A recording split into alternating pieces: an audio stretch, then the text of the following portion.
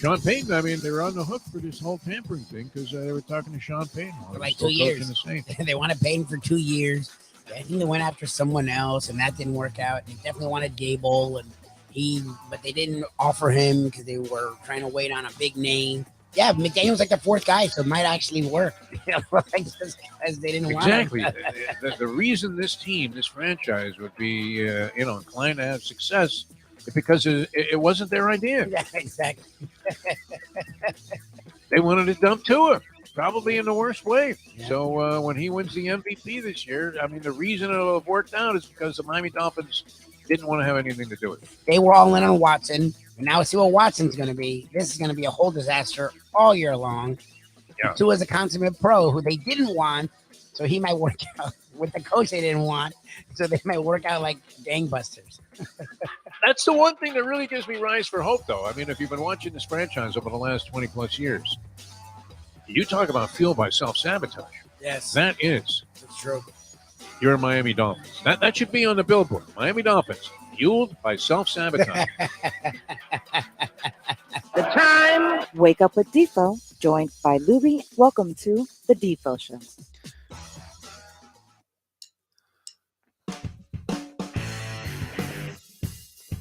And a very pleasant good morning, everybody. Great to be with you here on the Defo Show. Jeff DeForest and one Mike Lubitz as we begin a Tuesday morning here on South Florida Live.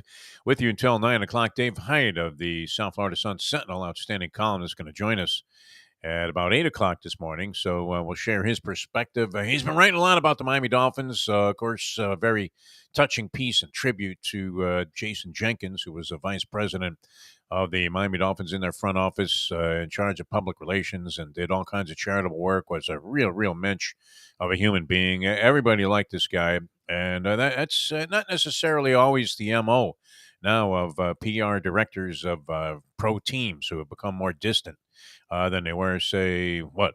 How many years ago did you break in, Defo? Did you cover the Red Stockings?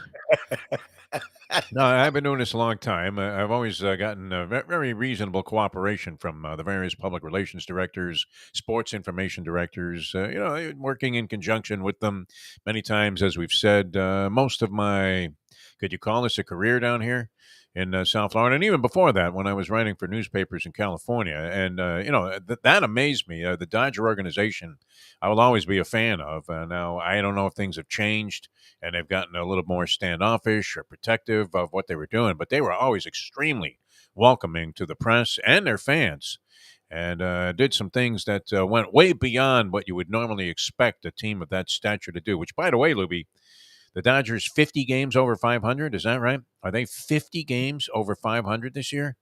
LA Dodgers, they beat the Marlins last night, another just embarrassing one-run loss for the Marlins, who got to the ninth inning in a 2-2 tie. They gave up a run in the top of the 10th. They load the bases with one away in the bottom of the 10th inning, can't score a run. Just a disaster. 51 games over 500. 51. 51 games. So see, I didn't even count that game from last night because I was reading like this morning's Post, which is following in the motto and the modus operandi of my old newspaper, the Ontario Daily Report, known as the Daily Distort, and the motto was "Yesterday's news tomorrow." Speaking of yesterday's news, I mean, this is not necessarily a good omen to start out the show, and we couldn't be happier than to be with you. Dave Hyde wrote a lot about Jenkins, also about Stephen Ross, about the Miami Dolphins. He's followed them very closely through the preseason, so we'll get some perspective what he's seen. It's interesting because, you're seeing the Dolphins cutting guys with names that normally you would think that they would covet having on their roster. Sony Michel, as widely speculated yesterday. John Kajemi talked about it. There may not be a spot on the roster for Michel. Guess what? He was right. No Sony Michel cut yesterday. And also Mohamed Sanu, who was a wide receiver that he would have coveted years ago. Yeah. Not years ago, but, I mean, in recent times, you would have said, wow, if we can get Sanu, that's got to be an upgrade for the receiving core, and whoosh, gone, man. Yep. So is that a good sign when you're cutting good players? Yes. I mean, it's not like Sony Michel. Sony Michel was just recently a stroke of Belichick genius, wasn't he? Where everybody looks and goes, wow, where'd Belichick get this guy? Everybody else passed on him. How did Bill do it? And he was ruining the Miami Dolphins and other teams as well in the AFC when he was running the football for the New England Patriots. Last year was with the Super Bowl champion Rams, right? Sony Michel. And Yes. I don't know that he was a big factor in their winning the championship, but he was on the field for all of their postseason games, had at least a carry in each of their postseason games. How about that one, Lubie? I found that little gem today. Look at you. In other words, I read the paper, which I was about to read from to begin the show here, but there's a reason for it. There's a method to my madness here with this. Not that there's often a method to any form of madness, but this is my horoscope for today. It doesn't bode well for a guy that's in this business. It never does. I'm so curious. In terms of astrological signs, they really understand the radio business because it's based on nothing. It's based on what could be, in many people's opinion, just pure fantasy and, a pipe dream here that you're actually accurate with this. Although I do find some of these horoscopes to be, these are capsulizations.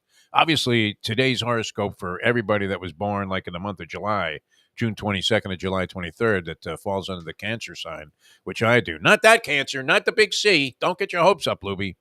How about Mayo giving me 2 years to live on the food show while he was stuffing his face with like 17 different sandwiches?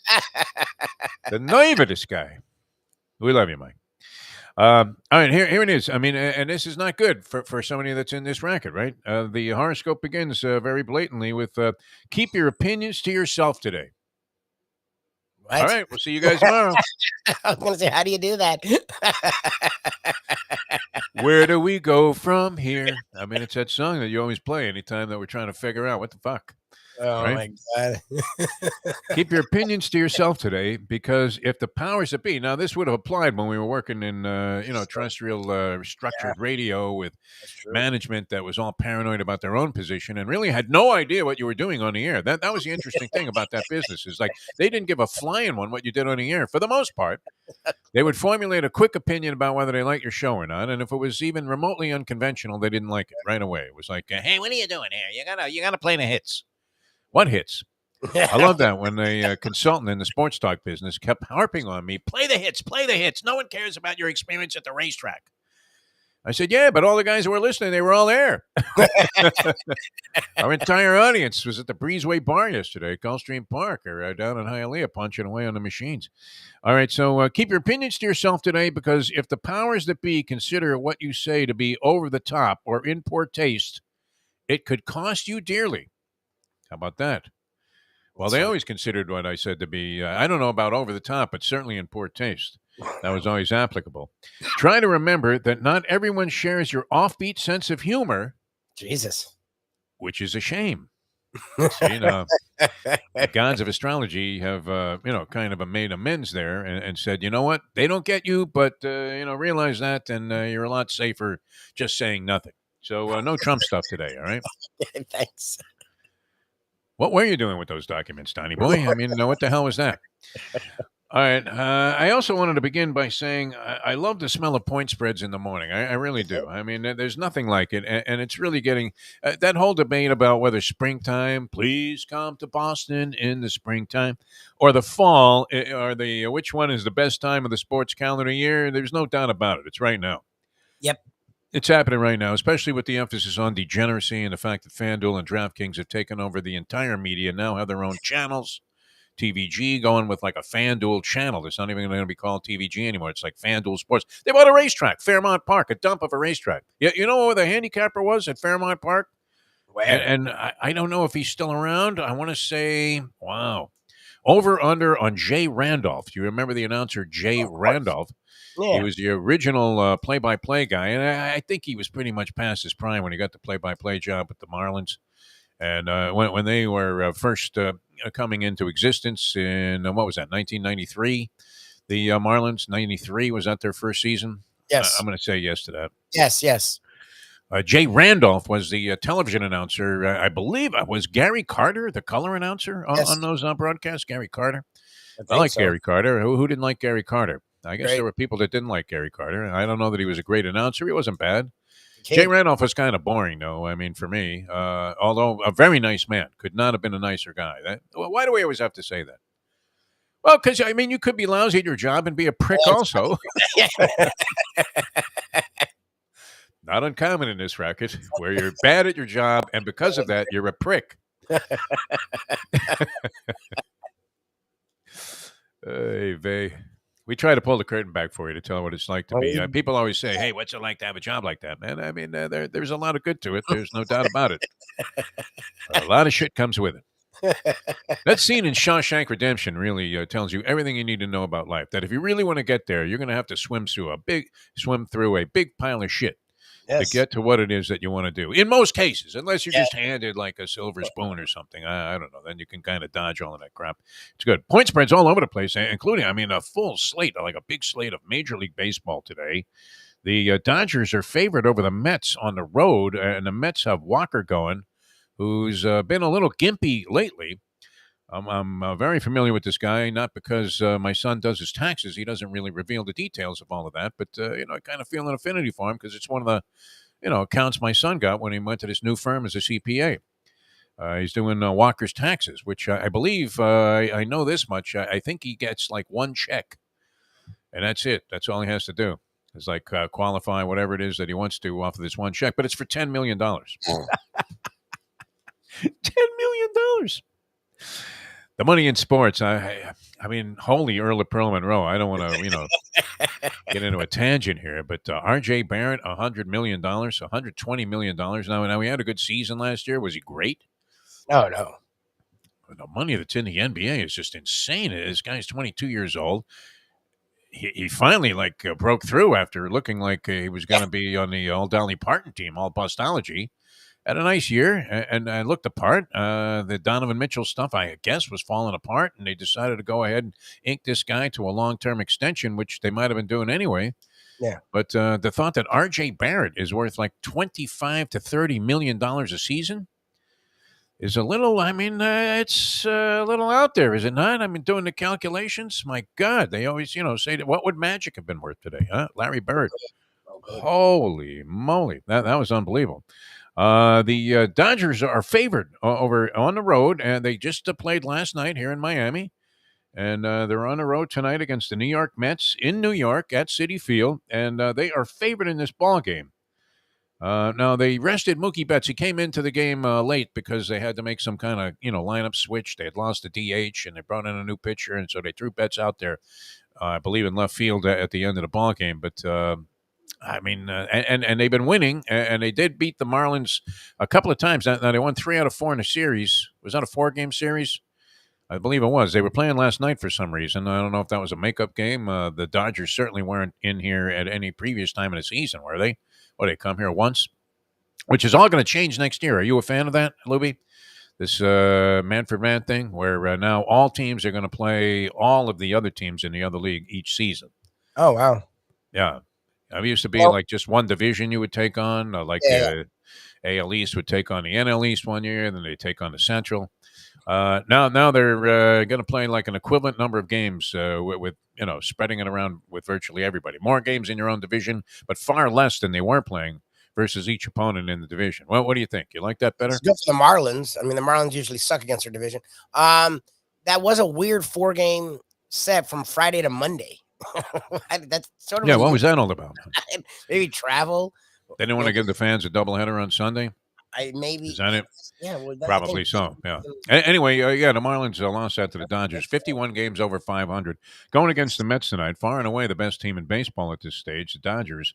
And you have to lay 135 to win 100 if you like the Dodgers. You get plus 110 if you like the Mets tonight. With Walker going, who's 10-3 on the season. 10-3 with a 3.38 earned run average. Worth every penny of that $10 million they're paying him. Not bad. All right, and he's going against Haney for the Dodgers, a relative unknown. Although, is he a reliever? Is that they starting out? Is that a bullpen game for the Dodgers or something? I don't know. Haney, 2-1 with a 1.94 earned run average. Team's record is 7-2 in games that he starts. Okay. So he must be a part of their rotation, right? I don't know. Maybe he was injured. Maybe he's banged up. He's a young dude. All right, yeah. Well, I mean, he's made enough starts for the team to be 7-2 in games that he started. So Yeah, Haney going for the Dodgers tonight. What do you think? That's our first recommendation. We're playing the Metsies over the Dodgers. They'll probably lose 11-1. Now that we made it.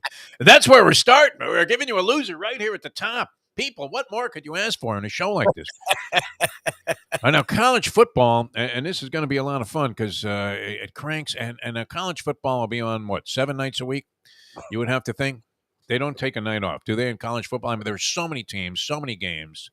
And what level of attractiveness these games have, not exactly sure. There are a couple that look like they might be a lot of fun to watch. But we start out on Thursday night. Yes. Pittsburgh, West Virginia. We talked about that with John Congemi, who, of course, was a quarterback at Pittsburgh on Dateline Dolphins yesterday here on the show. He kind of likes Pittsburgh. Pittsburgh had a real good year last year. Our good friend Charlie Partridge is the defensive line coach there. He was the head coach at FAU. We got to know Charlie. We really liked the fact that he was just a down-to-earth guy that was a lot of fun to talk to, had a lot of great opinions and a brilliant way of expressing himself. And he would say things about other teams in college football. A lot of times when you get a coach on, even in this case, it was like, what were we calling that thing? FAU Spotlight with Charlie Partridge. And we always try to be okay with the schools that were not necessarily the big wazoo when we were covering local sports here on a basis where you would have to consider some element of fairness, right? So we would talk to the FIU basketball coach, even though, I mean, to be honest, let's face it, we had like 0.0 interest in FIU basketball. Is that fair to say? 0.0. The coaches were always interesting to talk to, but yeah. Yeah, I mean, they're doing their job. I couldn't say what the record was until they came on with us. Hey, who you got tonight, Coach? Right? I mean, that was the open question. We didn't even know what the schedule was. FAU was sort of in that same category because you're going to be very University of Miami centric if you're operating in this town where we originate from here. For you people that are listening in Guam or watching in Guam, South Florida is our home. So naturally, and if you haven't detected that, heavy emphasis on South Florida sports. Who do we have on? Columnists from local newspapers here and people that we know from, the local area. But nonetheless, UM was kind of a universal team during this period of time. And, very, very much a heavy presence here in South Florida because why, Lubie? They were winning. Yeah, they won. And they were exciting, and they were interesting, and they were controversial, and you know what? They were damn good, and they were entertaining and a lot of fun to watch. They really were. I mean, you had a pro-style offense in a college game when Schnelly started this whole thing. We're not going to run the ball on every play just because Dr. Tom Osborne has won several championships that way. We're planning on throwing it deep. Like, wow, go ahead. Throw me, a couple of bombs there, Howie. And Schnelly did that, and he had the quarterbacks to do it. And then Jimmy proliferated that whole thing, perpetuated it, and kept it going. And you had the same thing going with Dennis Erickson, although it was a little bit looser and wilder, whatever that offense was that Dennis was running. Remember, they always were like criticized. What? One back? What, are you kidding me? One back? I just remember Jamie German. You remember that kid, Jamie German? I guess was it Jamie or Jamie? It was Jamie, I think. Jamie German, and he was the number one recruit out of Florida, which is saying a lot. I mean, you're the number one guy in the state. He was like Mr. Football in Florida, and he signed with the University of Miami. He never really did much. I just remember I was on the sidelines one day, and Jamie German was getting splattered all over the place as he, caught a pass very briefly, fumbled it, popped up in the air, and the other team took it back for a touchdown. And I remember Dennis Erickson, I think he had pulled every strand of hair that he had out of his head because he couldn't believe that this guy, was dropping balls like that. Butch Davis, of course, came in, did a real good job. Unbelievable. Maybe the best recruiting run in the history of college football over a brief span. Now, that would be eclipsed, of course, by anything Nick Saban is doing today. But is it fair to compare?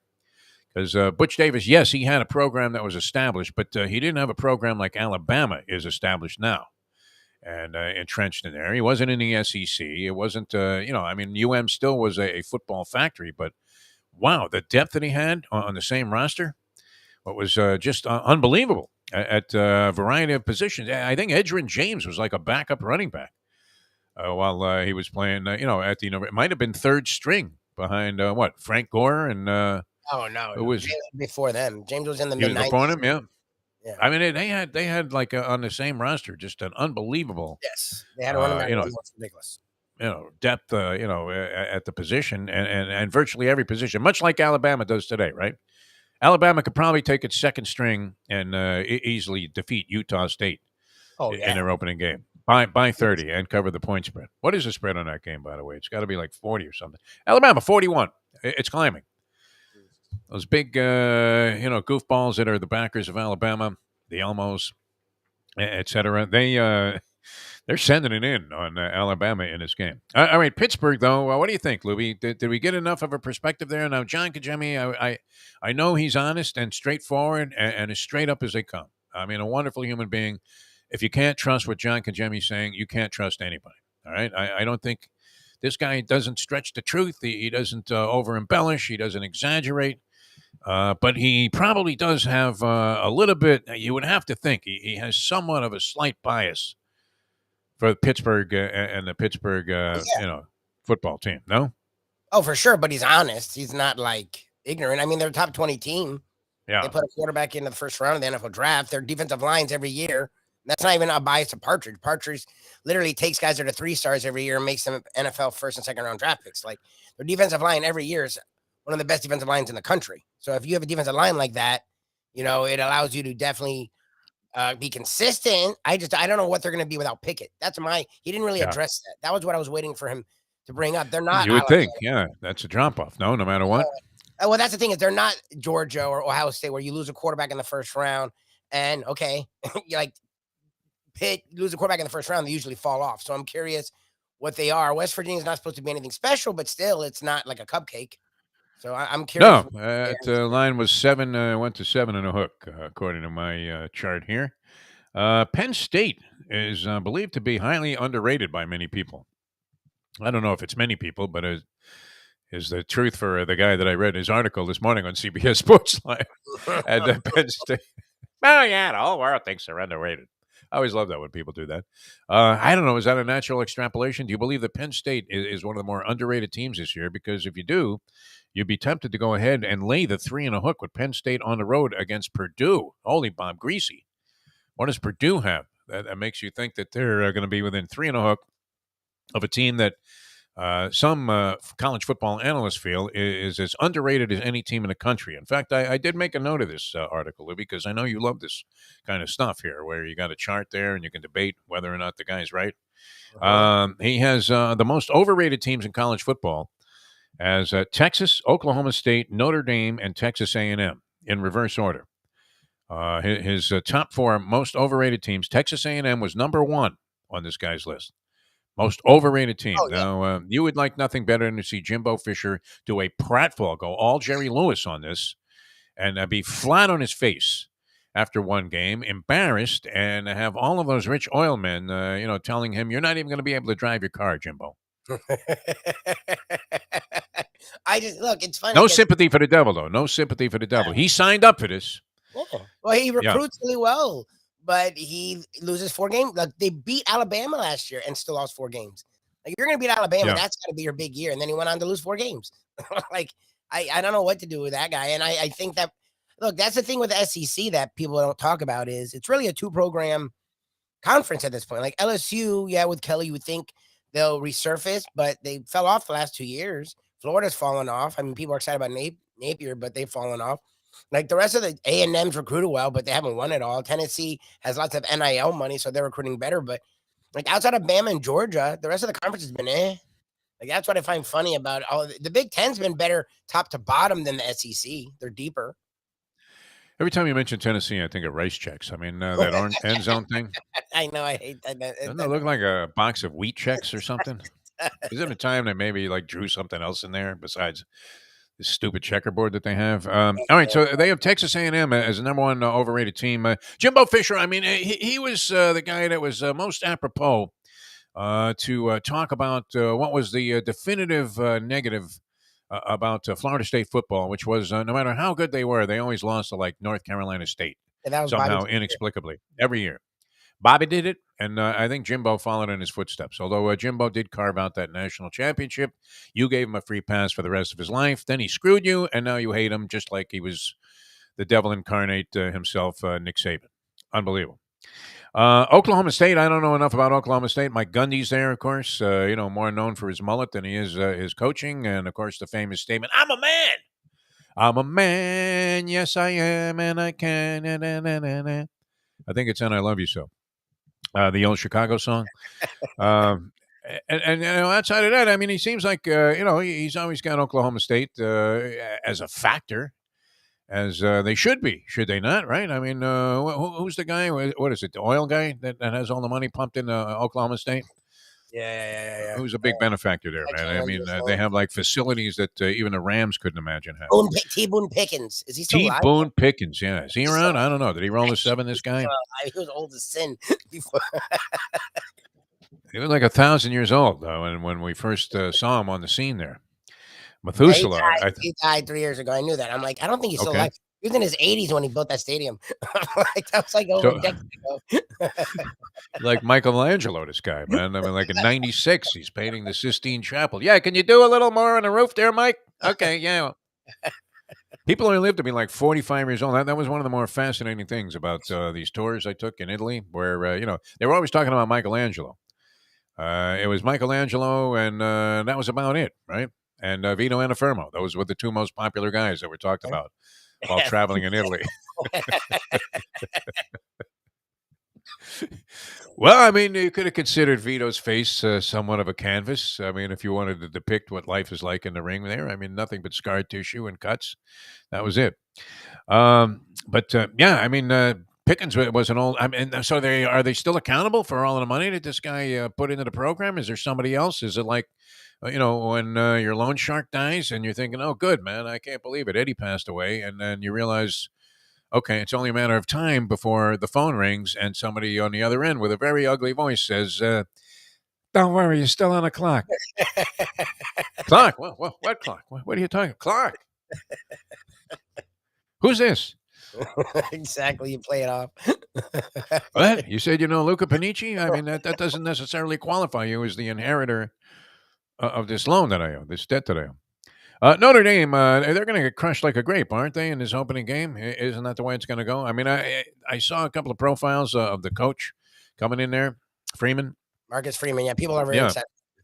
It seems, I mean, look, if you're going to root for a guy to succeed, we made a joke parallel yesterday to Jerry Faust that they're going to consider him, the next Jerry Faust after he gets pummeled by Ohio State. But I don't think so. This guy seems like he should be able to do some good, no?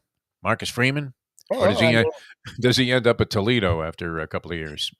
I don't know if, like, a lot of people were excited about his hire.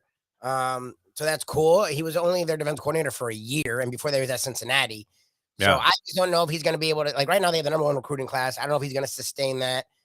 They're a top 5 team, but they have question marks at quarterback, at running back, across their offensive line. So I don't know if they're going to be able to hold this. And then there's also a lot of rumors about them moving, staying, like, independent. So I think a lot of that's a lot for a young coach. And the dude's young, like he's in his late 30s, early 40s. Seems to, have the right mindset, though. I mean, and able to, impact young kids with his message.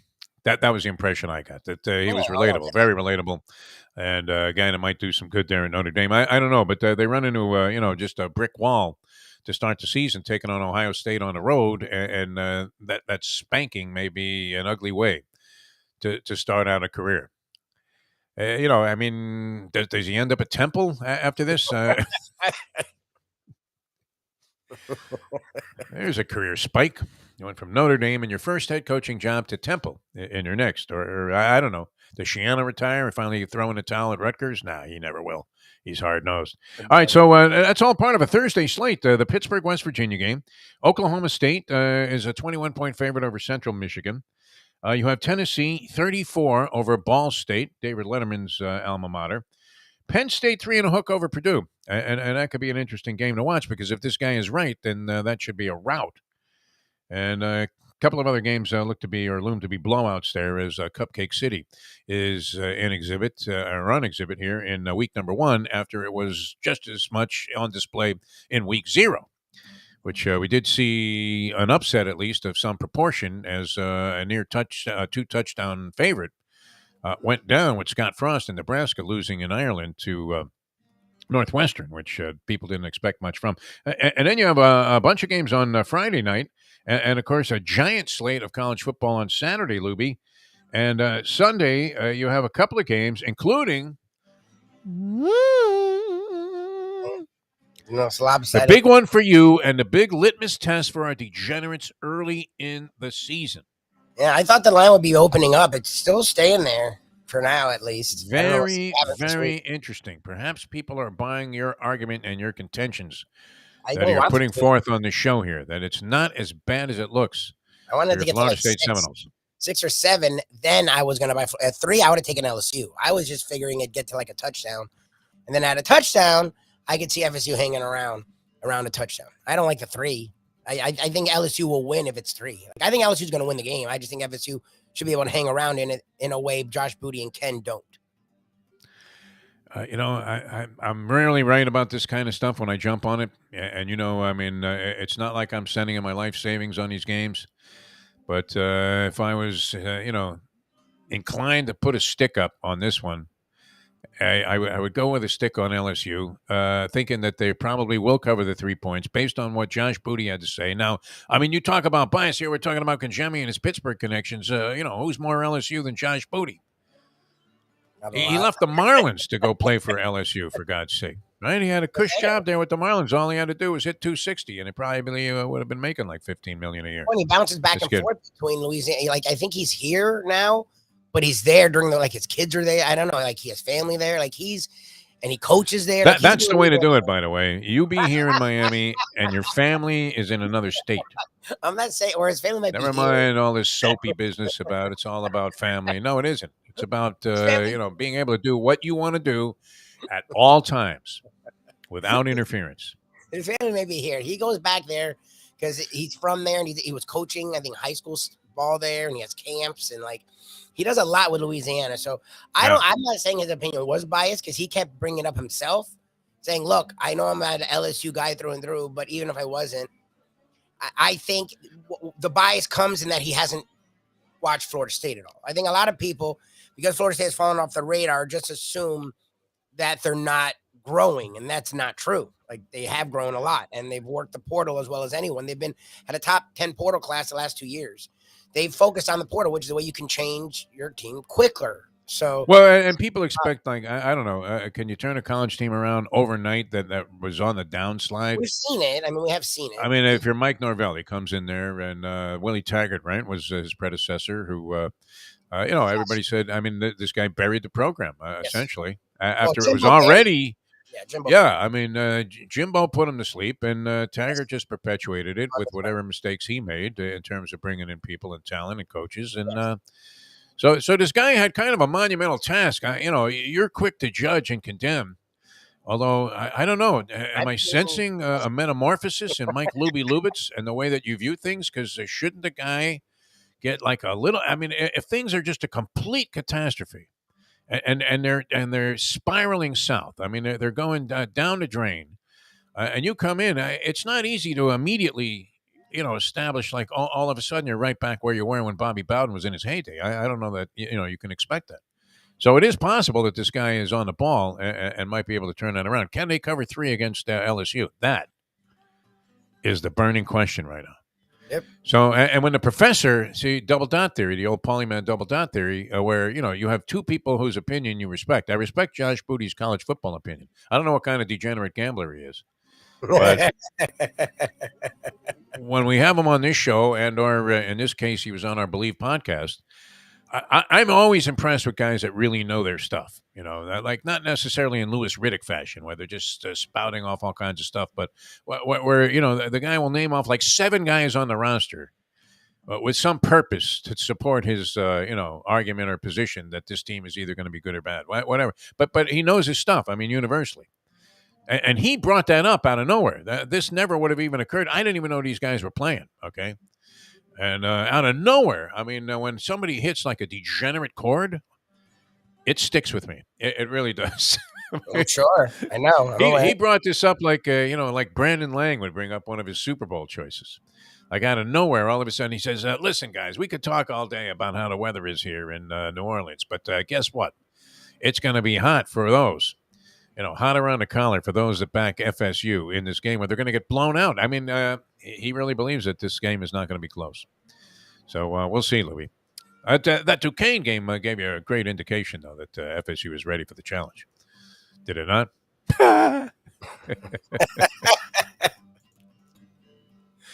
I mean, the Tallahassee School of Nursing didn't have a team that they could field. Oh, God. What do you want? To challenge FSU so they could get their first win of the season there, Libby. What? My God. This is all about the competition. It's all about the kids. It's not about the money, my friends. All right. Naturally, I was, zeroed in last night. My tennis match got canceled. Dr. Jerry, a late scratch. I mean, he put off a tennis match to do surgery on some poor schmuck. Jesus. What is that? Guy was going to lose a toe anyway. I said, I'll play a couple of sets and, cut it off later. What are we going to do? I can't believe this guy is actually doing surgery before he comes out there and plays, but he was delayed. So anyway, I got to just be completely lazy and sit in front of the TV all night. And I watched the whole Serena thing at the U.S. Open, which would you think we have some thoughts on that, Libby? Yeah, I was waiting for you to bring that up. We were wrong on that one. I was saving it. She not only won, she won in straight sets. Oh, believe me, that's very deceptive. Did you watch it? Okay, I didn't watch it. It was a complete struggle, and any other woman in the draw would have beaten Serena last night. Any other woman in the draw. Now she showed, and this happens from time to time, the very briefest of flash of the old Serena in a couple of games in the second set when she was serving. The very briefest of glimpses of the past. But other than that, wow. All right, we'll get into that. We have to tell you about Hialeah Park, though, one of our favorite places, man. These guys always shine, Lubie. Yes. They always shine. And they really do a great job. And I've always loved the place. From the minute I set foot on the grounds, I was like, wow, I mean, this is my spot. I love this joint. And it was always fantastic and spectacular. I had a lot of good times there over the years, covering horse racing, betting horse racing, hanging out there, chasing whatever. I mean, it was just, it was fantastic. Really, really just a wonderful place to hang out. And it's even more so now because they have the casino that is rocking. I mean, they were able, you talk about, Serena's talking about not retiring, but her evolution.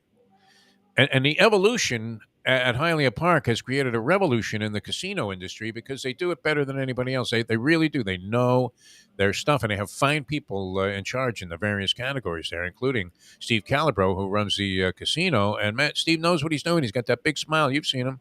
Big smile all the time. Why? Because he's giving money away, man. He's like that guy on the old TV series, The Millionaire. It just knocks on your door.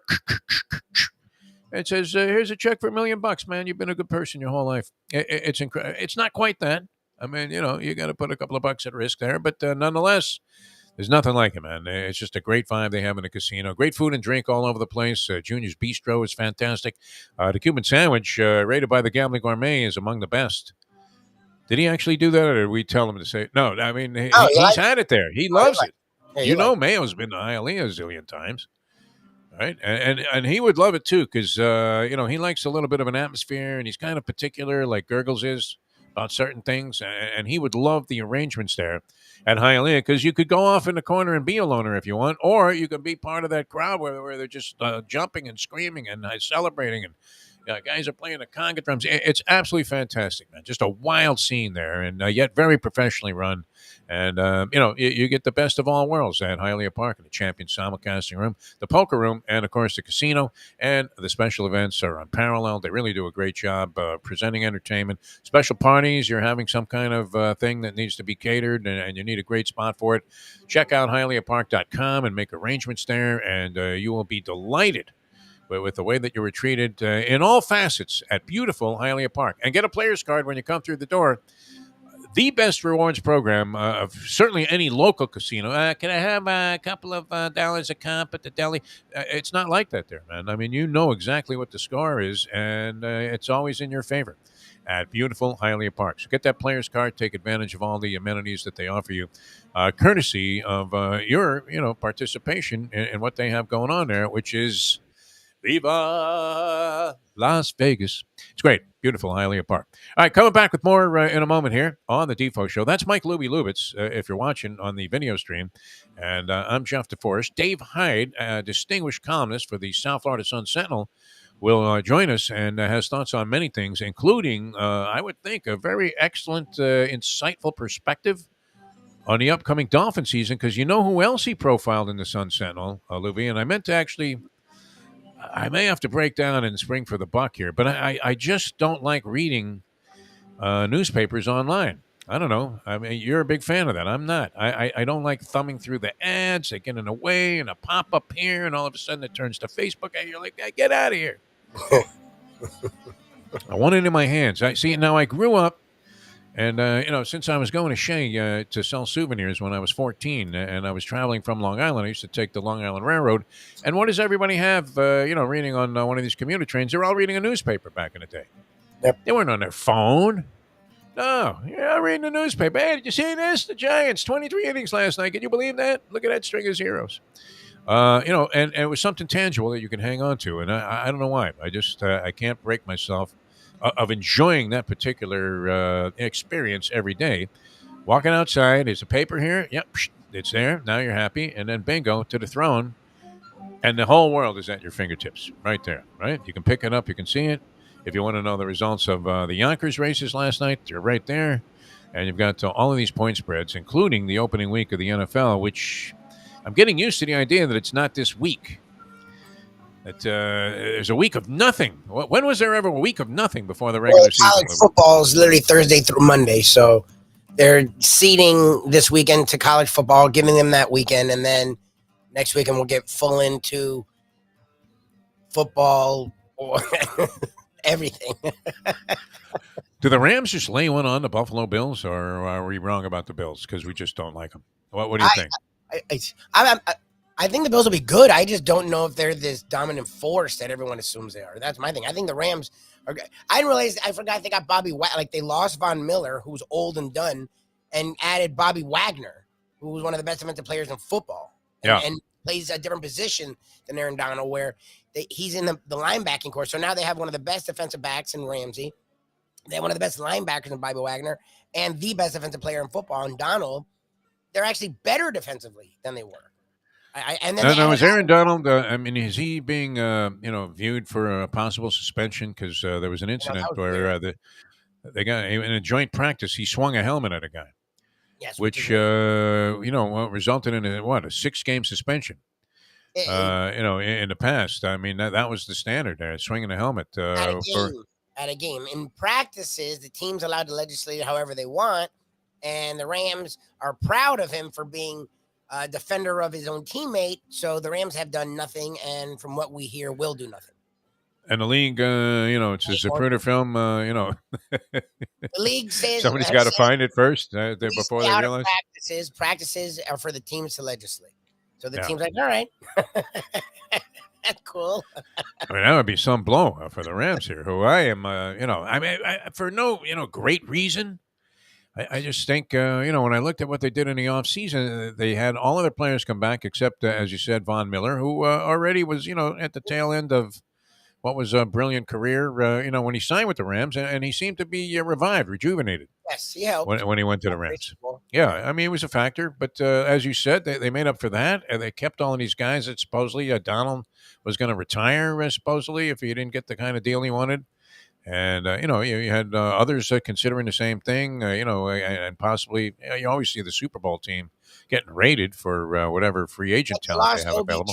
But they brought in Allen Robinson. Allen Robinson's a big, strong, consistent receiver who was just buried in Chicago. So now he's motivated too. Like, that's the thing. Everyone they added to the team is actually better than the guy that they had. The issue is the elbow thing with Stafford, but supposedly he's looked great in practice. So I don't know. I think the Rams are getting forgotten, and I think that's a little interesting to me. You're giving a champion the ability to have a chip on their shoulder, which is really weird. That's rare. Well, and you get tested right away a week from Thursday. They're not messing around. Guess they wanted to give Amazon something worthwhile there to make their debut. And the Bills and the Rams has to be opening week on Thursday, the first night of the season, preceding their actual heavy schedule that they have there on Sunday. And you've got maybe the marquee matchup of the season. Potential Super Bowl matchup. No, right there in week number 1. Did we say that a few times during the course of the game? You know what? You're watching a potential Super Bowl matchup. I don't want to get into this Serena thing.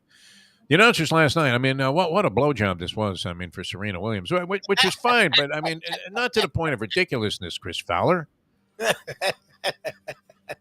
Chris Everett, who I love. I mean, who doesn't adore Chris Everett? Right? America's sweetheart. She's unbelievable. And going through very bravely her bout with cancer and performing and as delightful as ever. And, I know she loves Serena. And let's face it, she played at the highest of levels. And, I don't know that she was Serena of her day, but she was certainly, among the greatest of all time. And, and Serena, I think, is a runaway winner in that category. But, she's not winning this tournament. She was gassed warming up for this match last night, Lubie. All right, we'll get into that because it was a big event. There's no doubt, and I'm sort of glad in a way, as much as from a betting standpoint, I couldn't bring myself to spring on Kovacic because I thought she was going to choke under the pressure, which she did. I mean, I don't know if you would call it a choke, but she pretty much handed this thing. This was a meatball. This was that Frankfurter that in the little jacket that Tesla was missing at the Michael D. Wild bar mitzvah. The pigs in a blanket. Oh, my God. I mean, she handed her the first set on a platter, and Serena got a little bit better in a couple of her service games in the second set, but is no match for anybody else in the draw. Zero chance of winning. Now, this Kvyat, who she's playing in the second round as a number 2 seed, but she had been fading. So, I don't know. There are people, I mean, could you see this happening? What a setup this is for Serena Williams. You talk about, I mean, I can hear Mick in my head there from the Rocky movies. These were setups. These were not good fighters. You're like, what? Come on. I mean, you're telling me this now. This was the biggest setup. They handpicked this woman to face Serena in the first round. She'll probably never look this bad again in any other match. I mean, but wow, you talk about erratic under the pressure. Now, 23,000 people showed up, and they all paid big money. It was laced the stadium with superstars. All right, we'll get into this. You've been playing our music to go to a break for an hour. Already. For a while. The format, people. Remember when Jack? We were working with Jack there, Ion Channel, and he kept asking what the format was. There isn't one. I don't know. There isn't one. You don't like it? We'll start our own channel. And we did. All right, back with more in a moment. Now that. The time. 7:47. In style at Champions, the outstanding simulcasting room at beautiful Hialeah Park. Yes, the grand old lady of thoroughbred racing has never been more vibrant, and you can wager on the races from the top tracks around the country while enjoying a cocktail at the Brass Rail Bar or any of the fine food served throughout the facility. If poker is your game, you're covered in style, and you can play all your favorite Vegas-style games, including blackjack, craps, and roulette, in Hialeah Park's sizzling hot casino.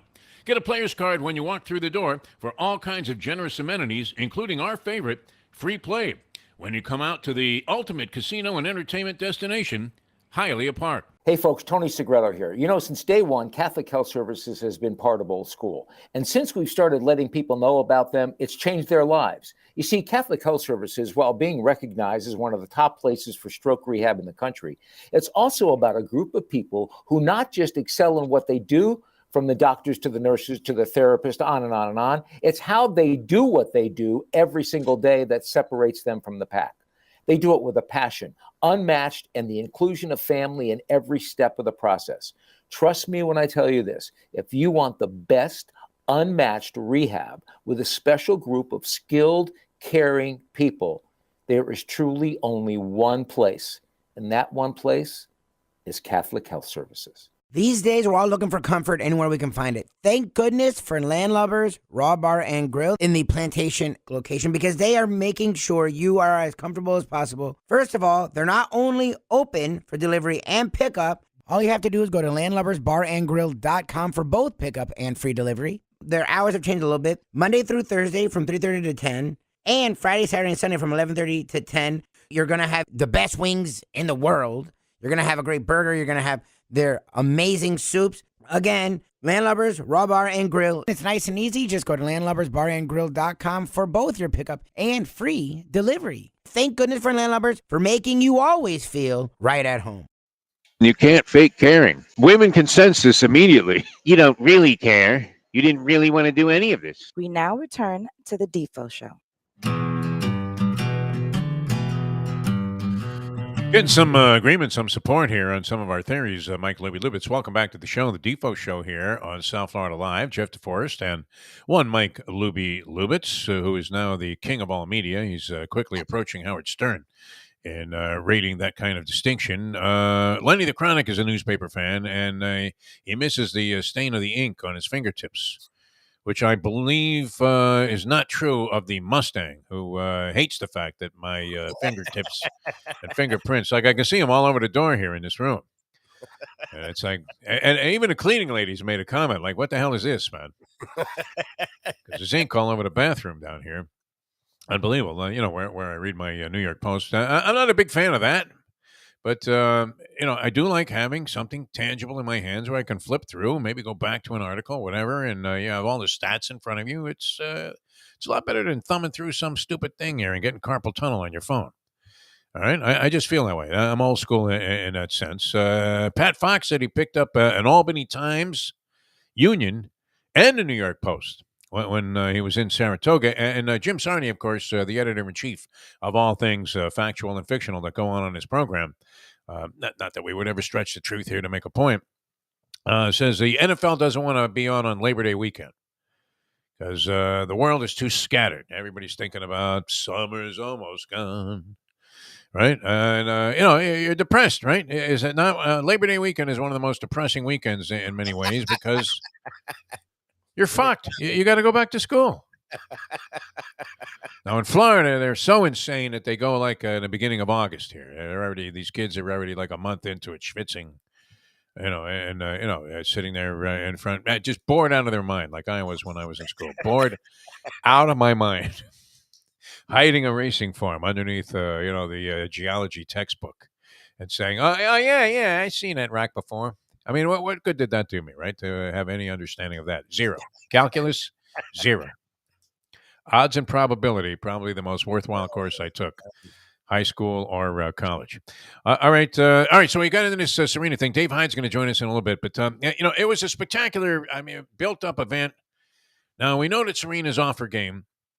Let me clarify my position on this. I'm not a fan of Serena because of her behavior, and I don't like phonies. Okay. Yeah, antics. Yeah.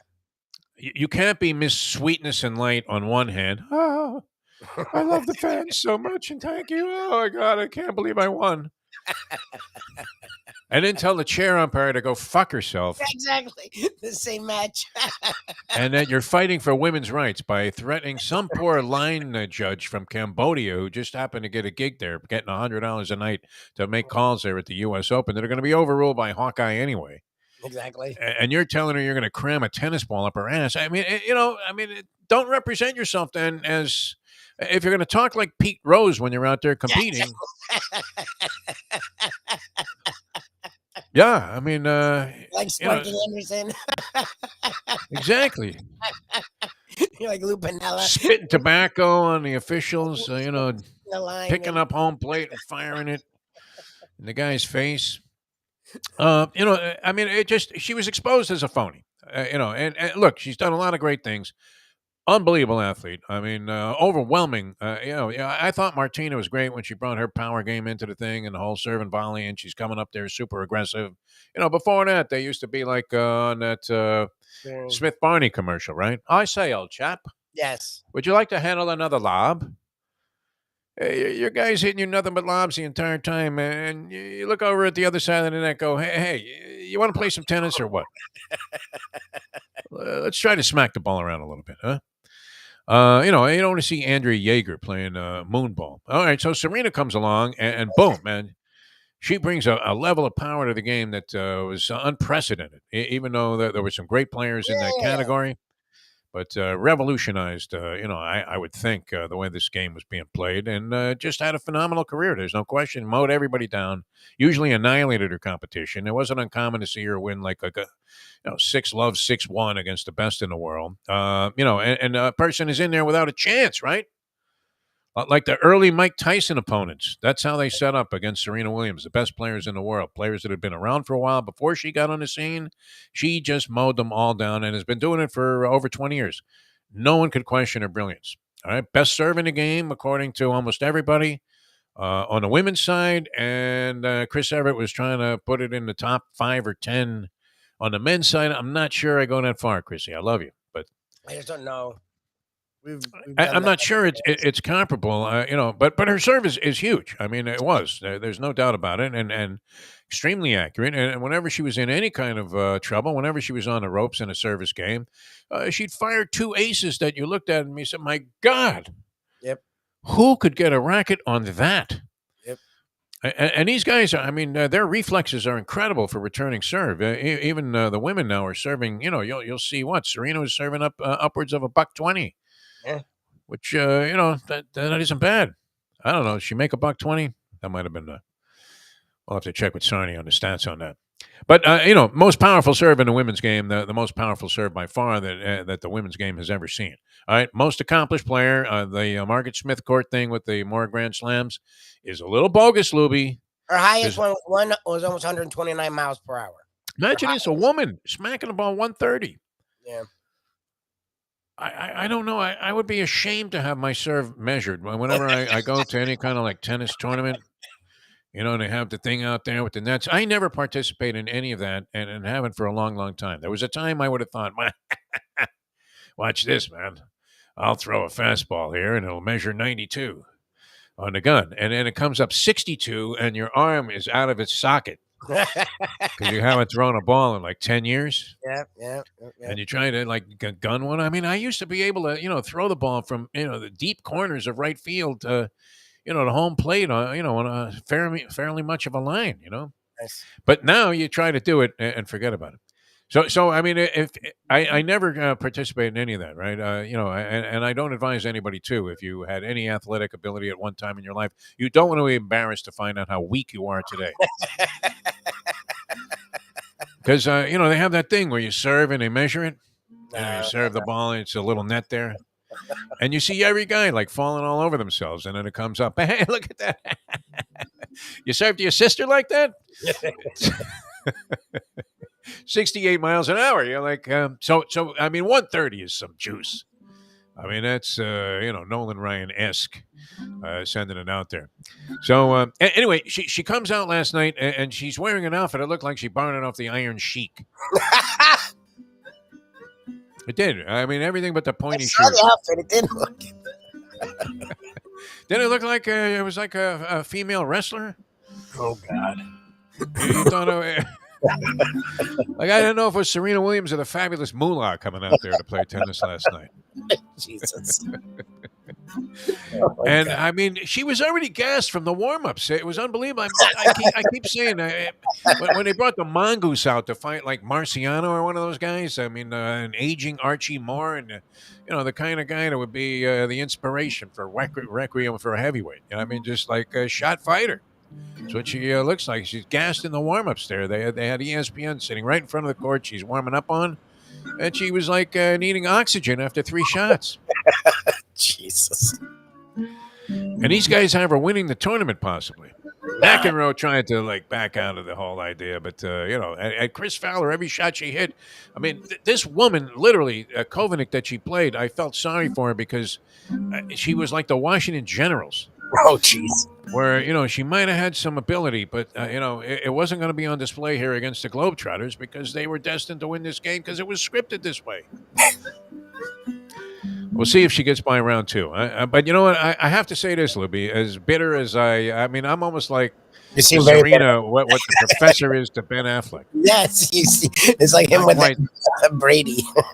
Or Brady or Belichick or any of those guys. Right? Yeah, you have a weird... And I don't mean to be disparaging. It's just, it's weird because the delusional would be the only ones who could believe that Serena would win. Now, I'm glad she won this because it probably would not have looked good, for her to have this big buildup, and people were paying thousands of dollars. Every celebrity in the world was there. Dr. Ruth was there with Bill Clinton, for God's sake. Really? They were sitting together. That's Immediately, weird. implications were being made. Yeah, that Bill's banging his 94-year-old, who apparently, would understand technique when it came to sex. No, I mean, isn't that her game? Yeah. Dr. Ruth, yeah. Here's how you do it. It's a little thing called a clitoris. It was always funny coming from an old bag, wasn't it? But she had a funny manner about her. She was great, man. Actually, I had some pretty oddball pairing there, but kind of, it makes sense. Clinton and Dr. Ruth. Everybody's there, man. A stumbling, bumbling Spike Lee, who was bouncing into like the ball boys when he was down there for the pre-match presentation. And I don't know what he was doing. What was Spike Lee doing down there in the court? What was the deal there? Oh, he's a New Yorker. I don't know. He's like a sign in New York. I have no idea. Yeah. And they already had the tribute planned for afterwards, which was very nice. Gail King was hosting it. She's very good. Billie Jean King came out there. In fact, anybody named King. Alan King, I think, was on the scene. Don King was out there. He should have been out there the way they promoted this thing. It was great. All right, Dave Hyde coming up. We could talk some more about that.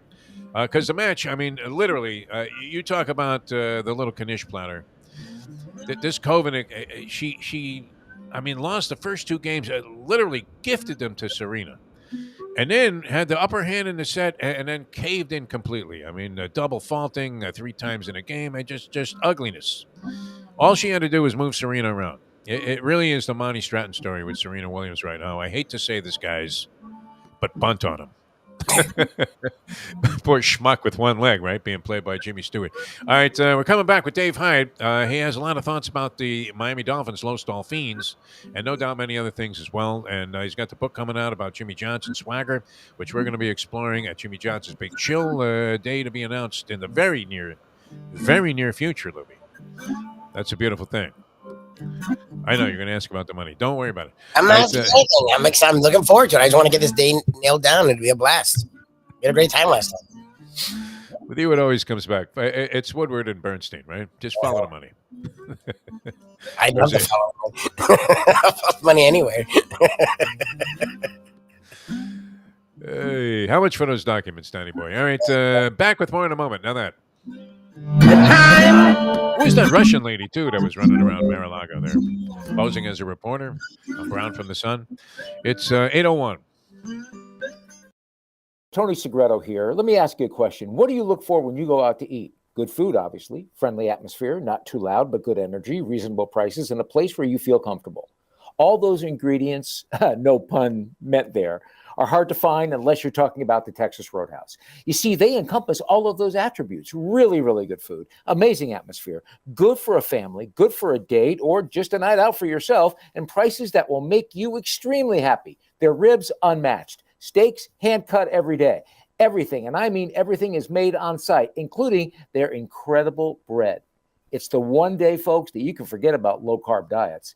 Trust me when I tell you, Texas Roadhouse, your restaurant, your destination when you say, where should we go and eat tonight? From the newly renovated sports bar to the beautiful bayside views captured at the Tiki Bar, Jimmy Johnson's Big Chill has it all. Located at mile marker 104, the Big Chill also offers waterfront dining while experiencing breathtaking sunset views of the Florida Keys. It's simply the hottest spot in the Keys to cool off. That's Jimmy Johnson's Big Chill at mile marker 104 in Key Largo. For more information, call today at 305-453-9066. Recently, we realized it's not just hurricane season that can hurt us. Any time of year, things can happen to your home or business. And the insurance company can be your friend, but they also can be your enemy. Horizon Public Adjusters, Justina Testa, are here for you to help this process go so much easier. Before you call the insurance company, call Horizon Public Adjusters and Justina Testa at 954-809-8752. Would you go into court without an attorney? So why would you go up against an insurance company without Horizon Public Adjusters and Justina Testa? 7 to 10 times more money recovered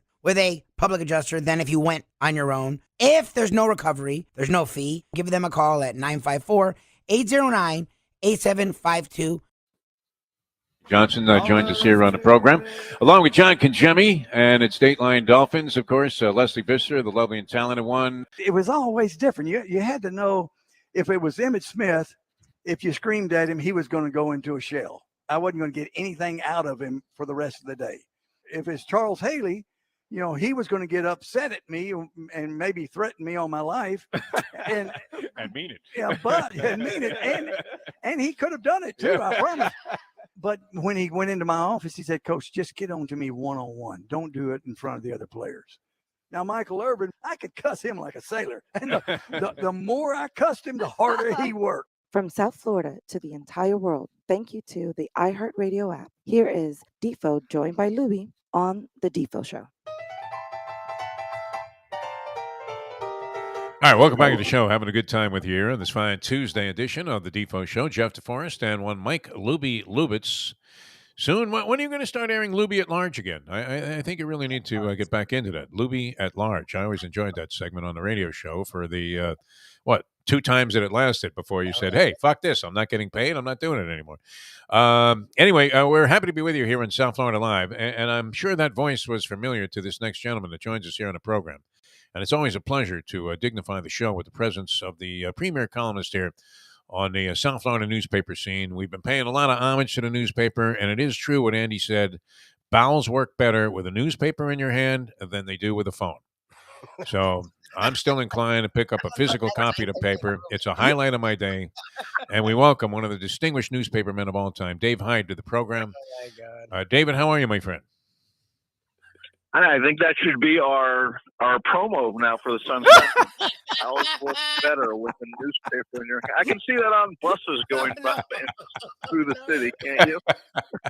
A fat old Jew on the toilet, just refusing to let the old habit die. Join the modern world. It's costing me $1,000 a year for this New York Post. I could pay $8 and get it online, but forget about it. It's just the way it is. David, how are you, my friend? How's everything going? Doing well, getting ready, gearing up for football. It's we're here, right around the corner.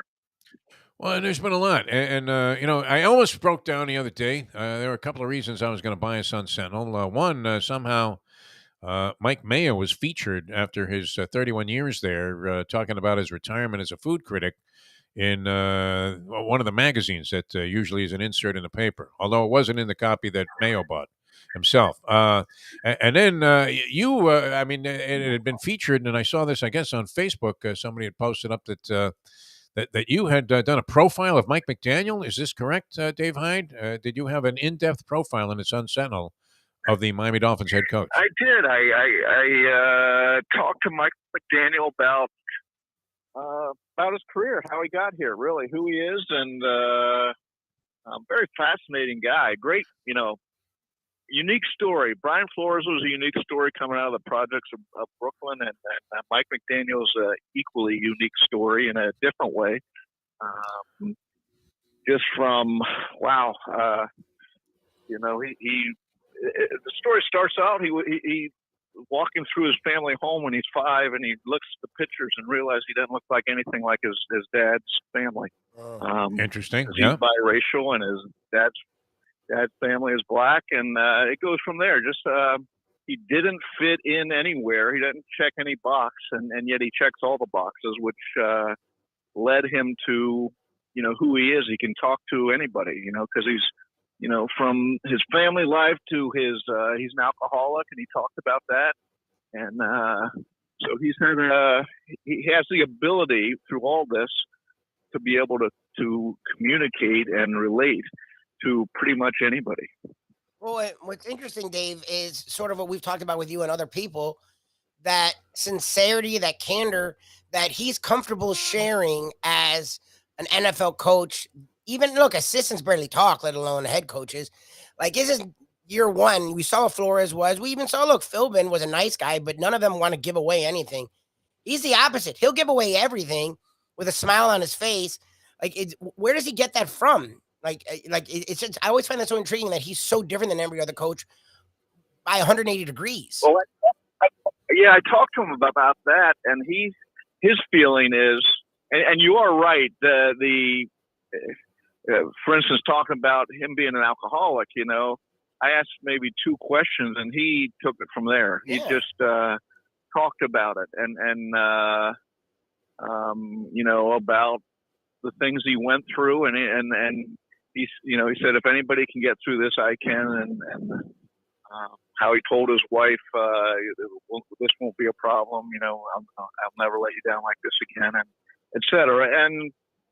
But he talked about, you know, his role as a head coach. He thinks that's part of his role is to, you know, be upfront with the public. He has no problem talking about. I mean, he's not giving state secrets about what the team's doing on Sunday, but yeah, there's no reason. I know, like Brian Flores. You know, he 15 years under Bill Belichick will ruin you in front of the media. And that's a role. That is a role for a head coach to communicate. Jimmy realized that as well as anybody, and Mike McDaniel realizes it, that, you know, there's a that's not just part of your job, but it's part of your role to set a narrative sometimes for the team. Look at how he set the narrative on Tua Tagovailoa this offseason. Very positive, very upbeat, talk about the things he's doing at length. And, you know, and that changed in some form the public narrative around him. And so, I mean, anybody who's smart enough to use that platform, and Mike McDaniel is, and has the ability to talk, and Mike McDaniel has the ability to not only talk, but to, you know, it was interesting talking to him. He's talking about words and how he thinks words are valuable, and he appreciates people who use them well, and everything. And so he you know, he's thought about this. These are, you know, words matter to him, and the ability to communicate to anybody on any different level matters to him too. So it's like I said, he's a unique path. There's a lot of ways up the mountain, and he's you know, blazing a unique one. Dave Hyde with us here, outstanding columnist, had the profile in the Sun Sentinel of Mike McDaniel, who does seem like somebody that you would want to talk to, whether you're in his business or just a fan in general. And he's very engaging and seems to be with everybody. A couple of things impressed me. I'm so hoping this works because, you know, it's a nice departure from the usual hard-on dickhead football coach mentality of, yeah, you do it my way or the highway. And, you know, the whole run through a brick wall for me. And this guy already has been very engaging in a lot of ways that make you feel like, wow, there's a level of sincerity there that exceeds even what you would anticipate from somebody that comes across this way. He goes to this Tua charity event. And, you know, he's like playing with flaming drumsticks, you know, on this giant tom-tom. And, you know, right into it, gets right involved. And then I saw him talking about Jason Jenkins, who you also wrote about in the Sun Sentinel, the Dolphins executive who passed away at 47, who everybody loved because he was a media liaison for the team. So anybody that covered the team knew him well. And then was, you know, just an absolute pillar of charitable efforts in the community, spearheading all of the Dolphins' efforts on those fronts and doing it very well. But I mean, McDaniel was you know, uncontrollably sobbing about you know, the fact that he knew this guy only a brief period of time, but knew him to be like a real mensch. And he just really brought off this sincerity that made you feel like this guy is different, Dave Hyde. Yeah, I was surprised in that press conference. I mean, it was look, that was a tough night. Saturday night, Jason died Saturday. I don't know the exact time, but before the game he had died. But the players weren't told until after the game. Mike McDaniel tells them, then he comes right to the press conference. So, you know, it was pretty emotional telling the players about Jason's death, and then comes right to the press conference, and he was, yeah, you know, his emotions are out there, and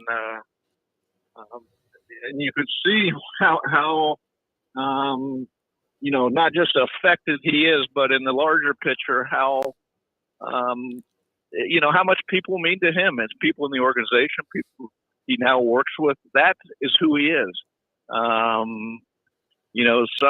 Most football coaches you've been around are withdrawn for the most part, and as you said, don't reveal too much of their thoughts. And Mike's the opposite, where he'll show you how he's feeling and who he is in any conversation. I think certainly in the short term, this can work really well for the Dolphins in that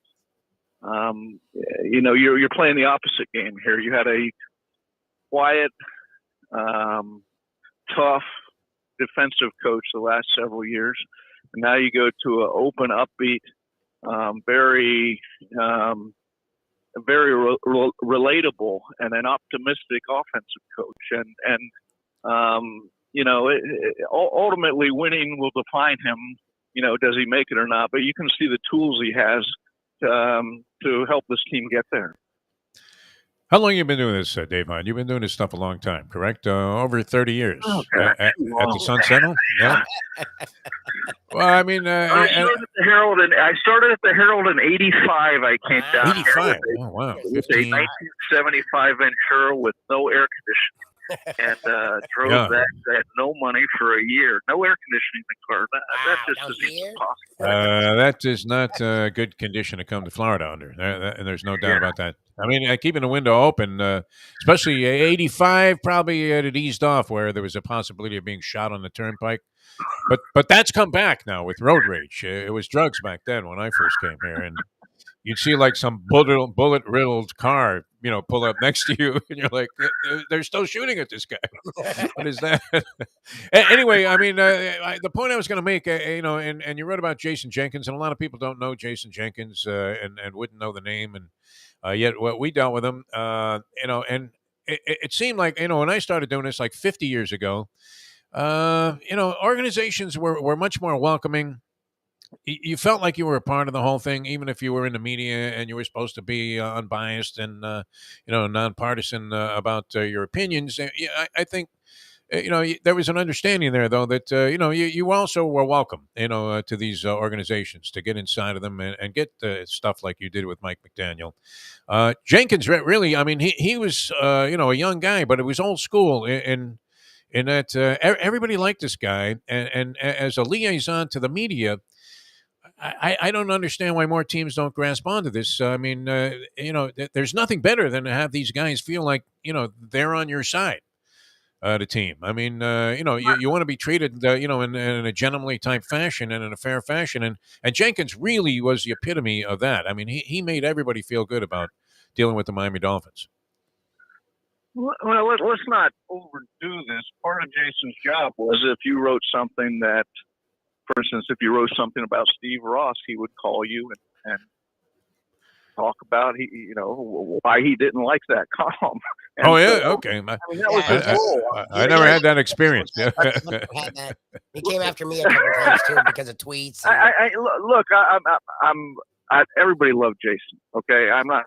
Yeah. But let's talk in the reality of his role. Yes, he was very welcome. He'd come around and greet everybody. Yep. And, every team has a media relations person. Jason's role to me was different in that he's branched out into the community and charity and foundation works. And man, there were times I'd see him and I say, because he put it out on Twitter, I say, Jason, would you go to 10 events yesterday? I don't know how he had a body double or something like that because of the amount of work he did in that, in putting the Dolphins out and helping businesses or high schools or whatever, some youth group in that wanted to come to the complex or needed some help. That to me, he redefined how teams go into the community in some regard, because he pushed the Dolphins brand out there and helped a lot of people in the community. He has a book coming out, Swagger with Jimmy Johnson, and that's going to hit the stands and all available outlets in November. I would imagine most people are buying that online. Dave Hyde, Sun Sentinel, South Florida Sun Sentinel columnist with us here, sports columnist, extraordinarily talented gentleman who's been doing it, as we said. I mean, what is that? 37 years here in South Florida. All right, we've talked about many things concerning the team. You actually watched them in a preseason. Yep. Lubie was excited. I mean, going long there, first down. You got Tua in the lineup. Want to see what this offense might look like. We're hoping for like circus-like, approach from Mike McDaniel with his innovations and inclination to come up with stuff that defenses are going to have trouble stopping. What do you think? I mean, the number is very tepid. We've been discussing this with a lot of people. 8 and a hook. Which would mean that the odds makers, these guys, that if they were running the country, there would be no inflation, and gas, what would be 50 cents a gallon, with their accuracy in predicting numbers and outcomes. They're not as optimistic as other people are. How do they win less games this year than they did last year, which is what the common belief is, at least according to Las Vegas? Yeah, I think they'll. Well, how they will is a couple things. One is the AFC is stacked. Yeah. You look at the AFC and go down the list of teams, and it'd be nice to be in the NFC against those teams right now. This is as talented as the AFC has been since, I don't know how far you want to go back, but and so that'd be the name. That'd be one, and the two is the obvious. The offensive line has an injury in the wrong place, and the lack of depth there shows. Or it doesn't develop. Tua doesn't take the steps that it looks like has a real good chance to take, right, from the off season and preseason. And the defense that in the last half a year was dominant, but dominant against backup quarterbacks, and then it got exposed to Tennessee. Doesn't take the steps. Yeah, a young defense can, and so that'd be the way they. If you're going to draw up wide Las Vegas is saying 8.5 wins, that'd be the reason.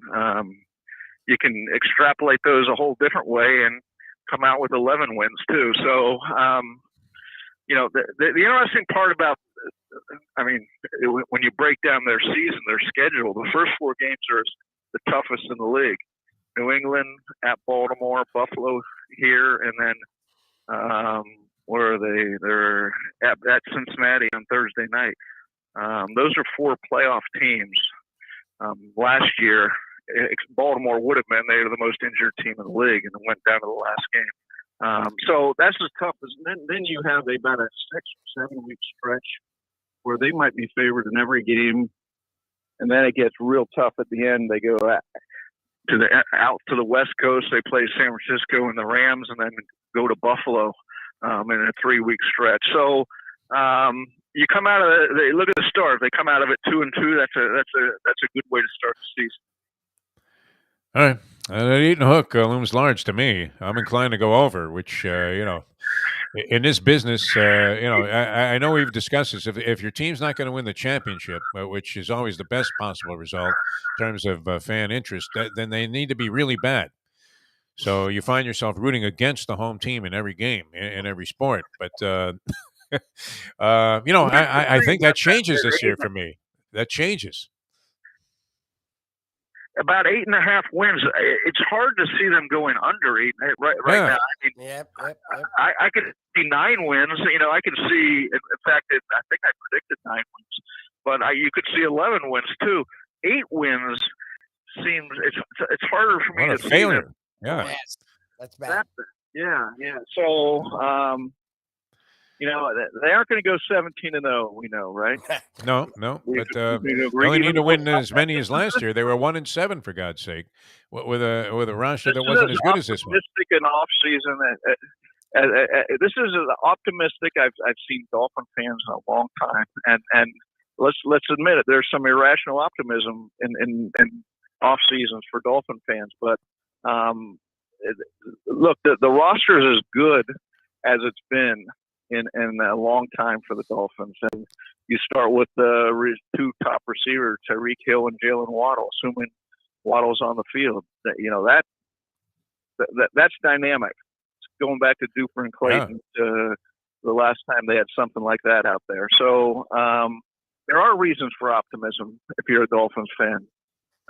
There are also reasons if you've been scarred for your optimism in the last 20 years. So, I'm sure a lot of people are holding back a little and saying, well, let's see what happens. You've been talking to Mayo on that last comment. It sounds like Mike. Yeah. All right. One last thing. I'm sure at some point in your career there, you run as a top columnist in town there with the Sun Sentinel. You might have bumped Bricker or Fialkoff off a flight to New York and covered a U.S. Open. Have you been to that event, Dave Hyde, in your sports journalism career? I never did. I bumped him off Wimbledon once. Yeah, why fly to New York? Yeah, how about a trip to London? Yeah. I didn't want to spend 2 weeks in New York, and plus it always happened right when football was starting, and there's a lot of reasons why I didn't. But I did watch the match last night. What did you think? I mean, what do you make of this whole thing? And your opinion is probably slightly different than mine. But I lost.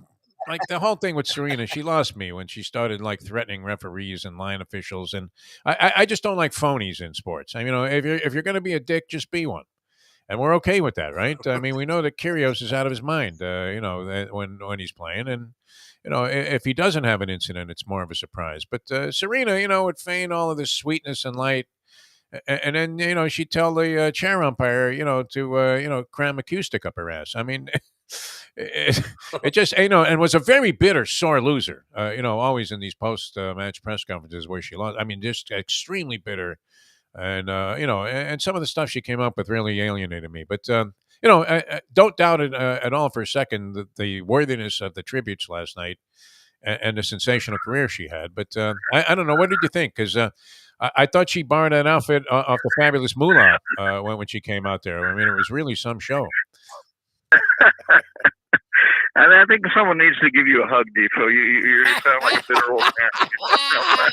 I am a bitter old man. That's what we thrive on here on the show. Look.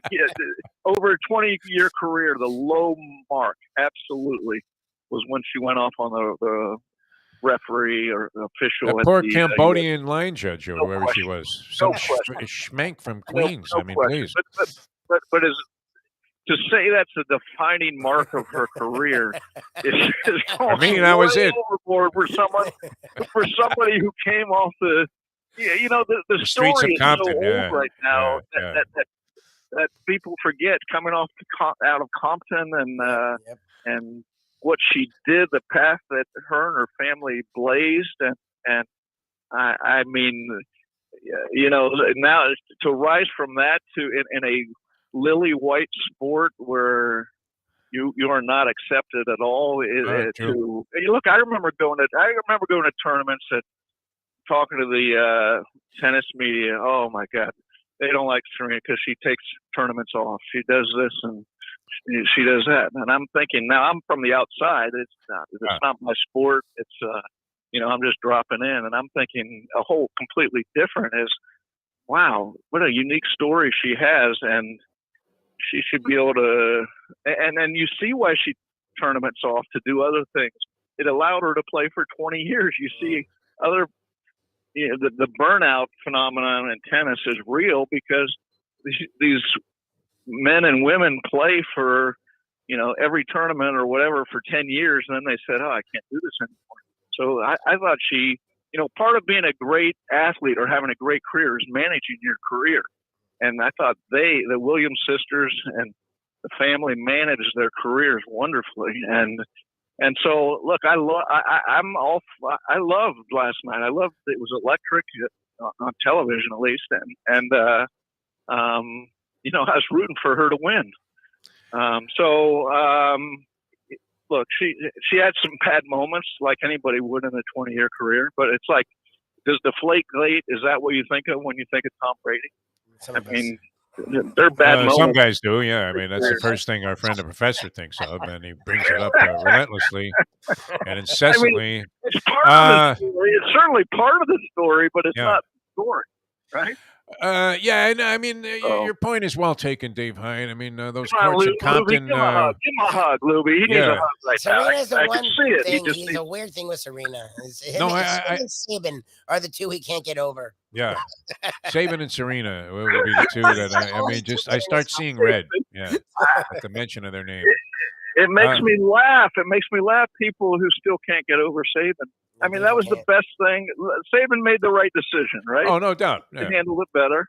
Yeah, he made but he right didn't have to be such an asshole when he was here. That was the beef I had with Saban. I mean, when he stepped over that lineman who was about to croak there in the locker room and turned around and said, "What's for lunch?" or whatever, I like he could have cared less.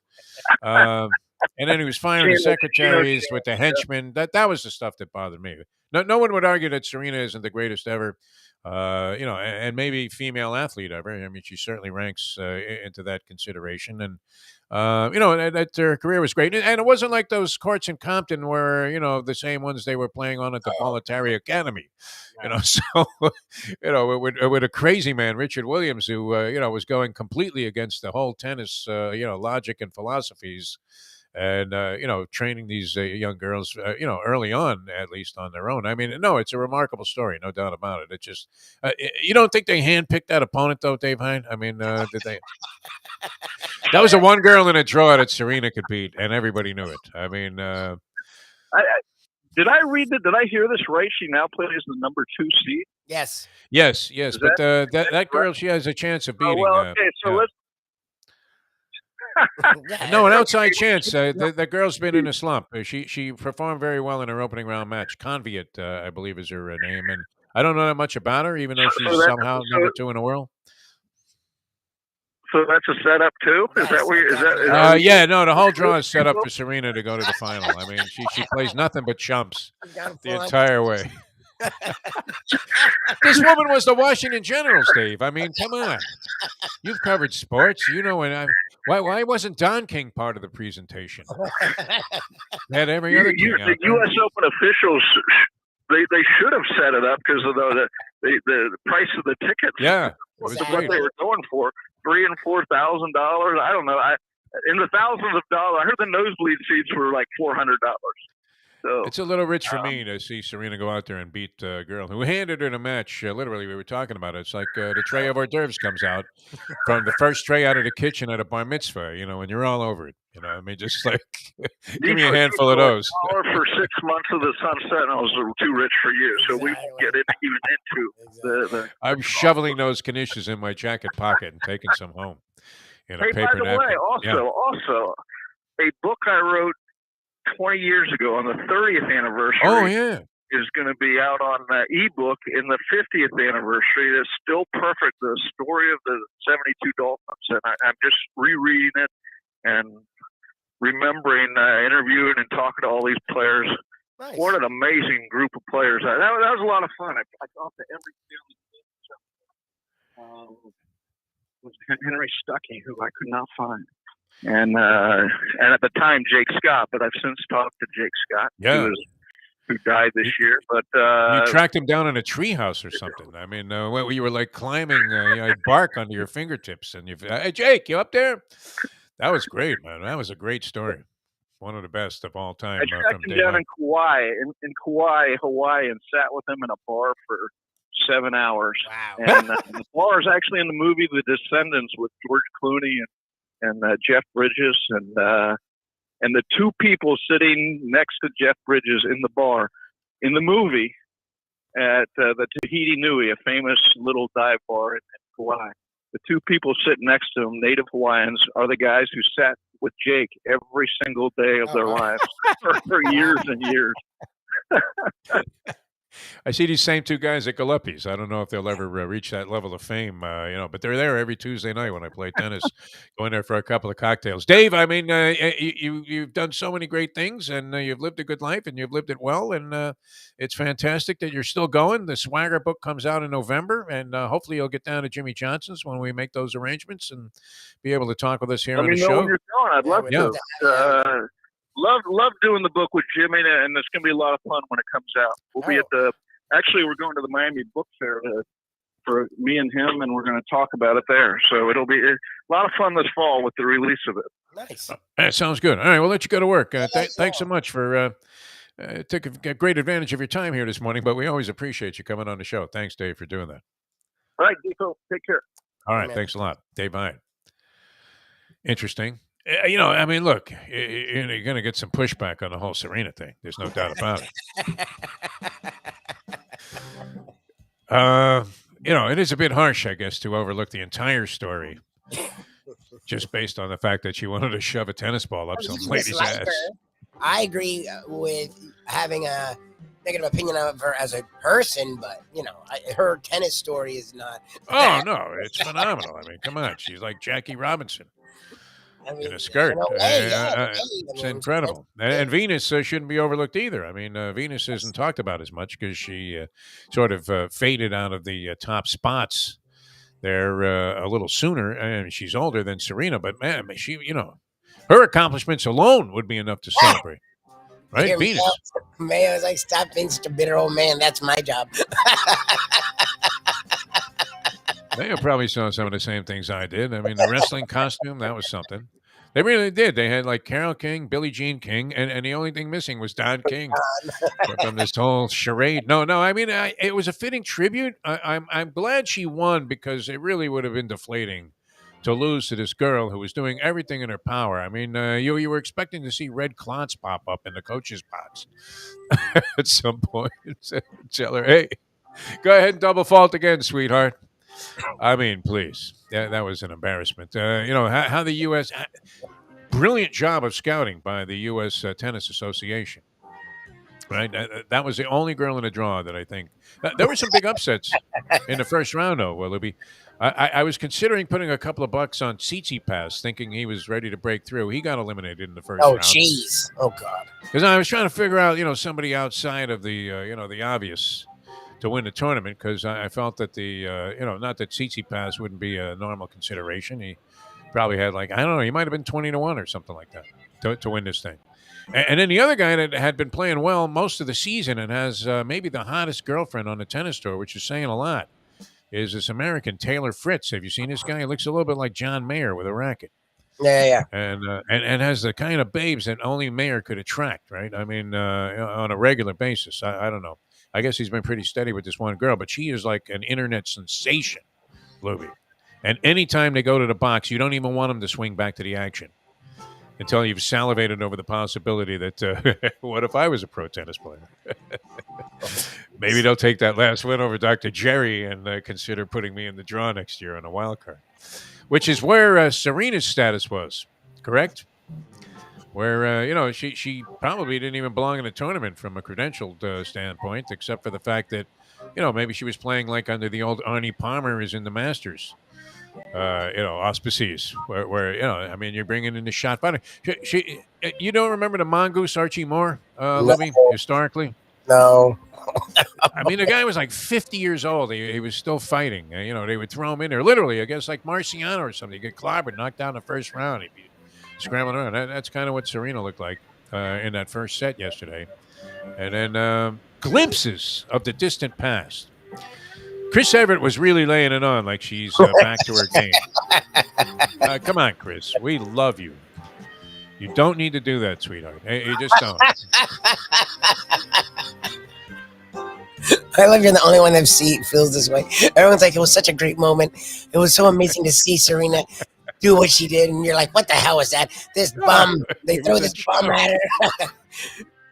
Joe Louis was fighting better quality opposition in the Bum of the Month Club. He really was. I love it. It's so great. No, this girl, she literally gave the match to Serena Williams. I mean, not intentionally. I'm sure she was, just groping to find, any kind of a game under. I mean, you couldn't help but feel for her. I mean, the entire 23,870 people who are paying thousands. And I would say of the 23,000, 22,000 of them were, at least B-list celebrities. Right? I mean, you're looking around and like guys, you're trying to figure. Oh yeah, that's guy. Used to work with Costas, Bill McAtee. Remember him? Yes. I don't know. I mean, and he's in the like row Z Yeah, it's thousands of of dollars. Section 458 up there, and paid like a dime for the tickets because they wouldn't even comp him, even though he was like with the network for 20 years. Yep. Honestly. Right? No, I mean, it was all justifiable and worthwhile. And I'm sure, as Dave said, it probably should have been appreciated as a wonderful ceremony. The Mustang was getting mad at me for rooting against Serena. He says she wants her to go out a winner. I said she's not going to win a tournament. I mean, she's going out a loser. She's going to lose her last match. She is. I mean, look, she's not going to win the tournament. There's no chance. I would bet every dime I have. Well, Don't that do isn't that. much. That's Just not don't significant even, enough. Don't do it. I would bet every dime I owe you, Lubie. Yeah, exactly. That's, I'm sure you would. Again, don't do that. I don't think she's winning the tournament, but I don't know. I believe she'll get knocked out in the next round. Yeah, If she musters up a miracle. Now, this Conviat, she's the most mysterious number 2 player in any sport because I've seen her play like brief glimpses. I couldn't tell you much about her game. Somehow she sustained being number 2 in the world. She kind of had like a little bit of a slump recently. So there are people that believe that Serena's in there with a shot against this woman. But she played very poorly last night. In the first set, that she won that first set is absolutely an abortion in terms of a result. Not to bring up Roe versus Wade and, hey, Ronnie boy, what do you think about that? Talking about our good friend Ron DeSantis there, governor of Florida. Don't get me started, Louie. I'm not saying anything. Don't get me started. I'm staying out of all that. I'm good. These ads, though, are very clever, though, that they are targeting against Charlie Crist, where he talks about how wonderful Joe Biden is. That'll get the attention of the people. I thought they were good. I thought they're great Chris commercials. And I'm like, Ron DeSantis. I'm like, who's mad at Biden right now? I'm like, this is the stupidest timed commercials ever. I'm like, Biden literally the last 2 months, his approval rating has doubled. Inflation's shrunk. The deficit shrunk. Gas prices have shrunk. Like people are actually high on Biden right now. So I'm watching the commercial. I'm like, oh, good for Chris. You should be with Biden. I'm like, oh, that's a DeSantis commercial. Like, that was a stupid ass. Yeah. Commercial. Goldschmidt of the Cardinals is not as hot as Joe Biden is right now. I'm like, yeah, that's. And he might win a triple crown. Exactly. All right, we're going to come back with more. Jimmy Johnson's Big Chill. We'll be down here. Dave Hyde will join us. Mike Mayo, I think, is going to go for sure. You would have to think Mayo. If he, is not busy with, as many different things that he's doing right now, wearing about 300 different food hats and consuming a lot of food, which, where is this place we're going to be top round today, right? Somewhere in downtown Fort Lauderdale? Yeah. Okay. What's that going to consist of? No idea. Massive amounts of burgers. I mean, that's going to be interesting to see how he wheels his way out of that. Anyway, he's not going to wheel his way out of going down to Jimmy Johnson's Big Chill because he's going to love it. Mike Mayo, the very discriminating gambling gourmet. I can't wait for him. If he makes a face when he tries that Italian fisherman pizza, then all credibility is gone. Right? Then he's just doing it to be an irritant. And, come up with something contrary, like the Panthers are going to lose in the first round. I mean, he's just doing it purposely to be, a contrarian. Because it's great. And I think Mayo's going to love all the food down there and be overwhelmingly impressed. And that's good because now you're getting it from a high-end, qualified, professional food critic. Yes. The same thoughts that we share and, are readily available to come to the same conclusion that everything you have at Jimmy Johnson's Big Chill that comes off the menu is great. And they'll come off the menu. You want something special, you go ahead and mention it. Man, they'll probably make it for you. That's the way they are down there. Atmosphere is great. The scenery couldn't be any better. It's absolutely the best vibe you're going to find anywhere in the Keys. You can schlep all the way down to Key West. You can risk your life on that 7 Mile bridge and all of that, and then get down there and be disappointed because Sloppy Joe's is closed and the happy hour doesn't exist anymore. Stop in at mile marker 104 and just rejuvenate your spirit for life at Jimmy Johnson's Big Chill, where they have everything you could possibly want all rolled into one place. A fabulous piece of grounds there that they've developed. This Larry Calvano, wow. I mean, you talk about a smart guy. Perfect. I mean, for the casual, for the elegant, well, whatever it is that you want, they have it there at Jimmy Johnson's Big Chill, mile marker 104, the Overseas Highway in Key Largo. All right, Louie and I are coming back in a moment. Glad you guys are tuned in here today.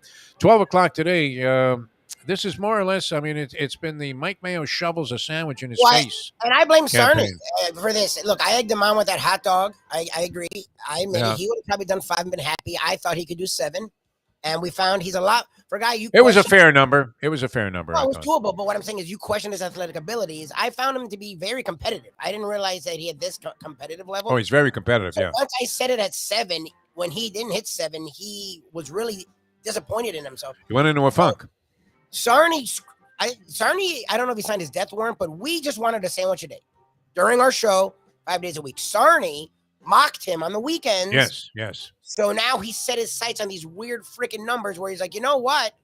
I'm at 32 at 24 days. I can get to 50. So now he's loading it by having us go to these freaking sandwich shops where they bring him 8 sandwiches and he eats at least half of every sandwich.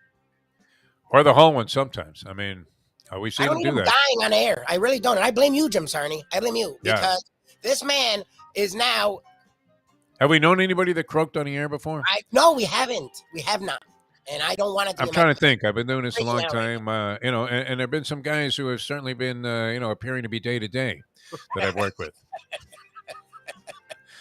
There's a guy many years ago named Larry Kent, man. He was the size of a house. He had a great voice. Right? He was mostly a salesman, but he did a talk show on a weekend. He could have be checked out on the air. I mean, you would have said, okay, that's possible. There have been others. I mean, there have been others that you looked at and you said, this guy is certainly questionable. Maybe he should be on IR instead of on the air. Just go on injured reserve. Now, Mayo's not anywhere near that stature. Sarney is a Svengali, though, when it comes to Mayo. Whatever it is that Sarney tells Mayo to do, he's doing it. And that's, Jim knows that, and he's taking advantage of the situation. This is ridiculous. Yeah. I don't know if it was like that, the relationship at the paper to paper. But, he I don't know. He certainly has a big influence. I mean, who tells a guy, hey, you have to eat like 50 sandwiches, and all of a sudden the guy's on a faster pace than Aaron Judge is. Exactly. It's nuts. Now, tomorrow we end up, this is going to be hard for me to resist because, me, I really don't like eating in the middle of the day. That's just not my thing anymore. You're not going to turn it down with Spada's. Spada's Original Hoagies, Lauderdale by the Sea, will be there tomorrow and wrap up the whole campaign there for Mayo. And hopefully he has an epiphany. Or somebody just hits him in the face and says, have a salad, brother. Oh, my God. Now, we need Mayo to stick around. Yes, please. Yeah. He's on to something with that Mike Mayo's lunchbox. And the show is great, and the sandwiches have been fun. Yeah. I mean, the fact that last week the guy brought out all that food, you and I were sharing ourselves. Before the end of the show, he had eaten everything. Everything. He can't say no. He wrapped his hands around that thing. The one thing I really wanted to try more than all of the others, as great as it all was that chicken sandwich thing with the bomb sauce. Great. And I almost went back because I was in the vicinity. Let's put it that way. I was degenerating on Saturday and Sunday due to the Mustangs' success. And, I was telling people about this place, Sheffery's. Right outside this Broski's Cider Works. It was absolutely fantastic. It really was.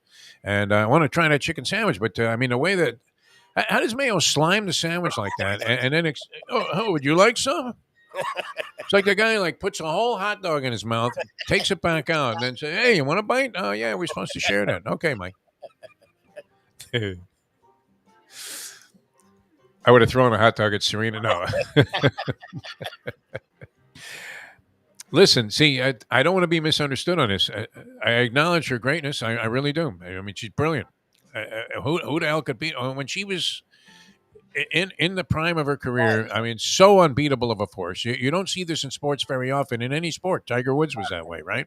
Yes. I mean, up there with any of the greats, Michael Jordan, obviously, with the 6 championships. Everybody, will make that comparison. She deserves to be in all of those conversations and on all of those short lists. And, was a brilliant player. So, I don't know. There are just a few things about her that rubbed me the wrong way. And, unfortunately, it's rubbed me so far the wrong way that, if she had collapsed last night, I probably would have been upset. But finally. This thing I mean, you can't wish that. I mean, when Mayo said I was going to die within 2 years, I have to admit, very few things hit me hard. But it was that's a very harsh pronouncement. So is that. We don't wish injury on anybody. I know. I'm glad she won. In the end, I'm glad she won this match. It would have been really horrible if she had just looked as bad as she did in the first set of this match. And then, this Kovacic had every chance to win the second set. I thought she was going to come out and bagel the girl. But this is a fascinating thing. Leslie Visser always says this about the basketball tournament, NCAA basketball tournament. It's the phrase they use to, promote it. The tournament always delivers. Yes. This U.S. Open delivers, and tennis has never before been this wide open with a very high level of quality. I mean, the depth at the top goes very, very, as Yogi Berra would say, we have deep depth.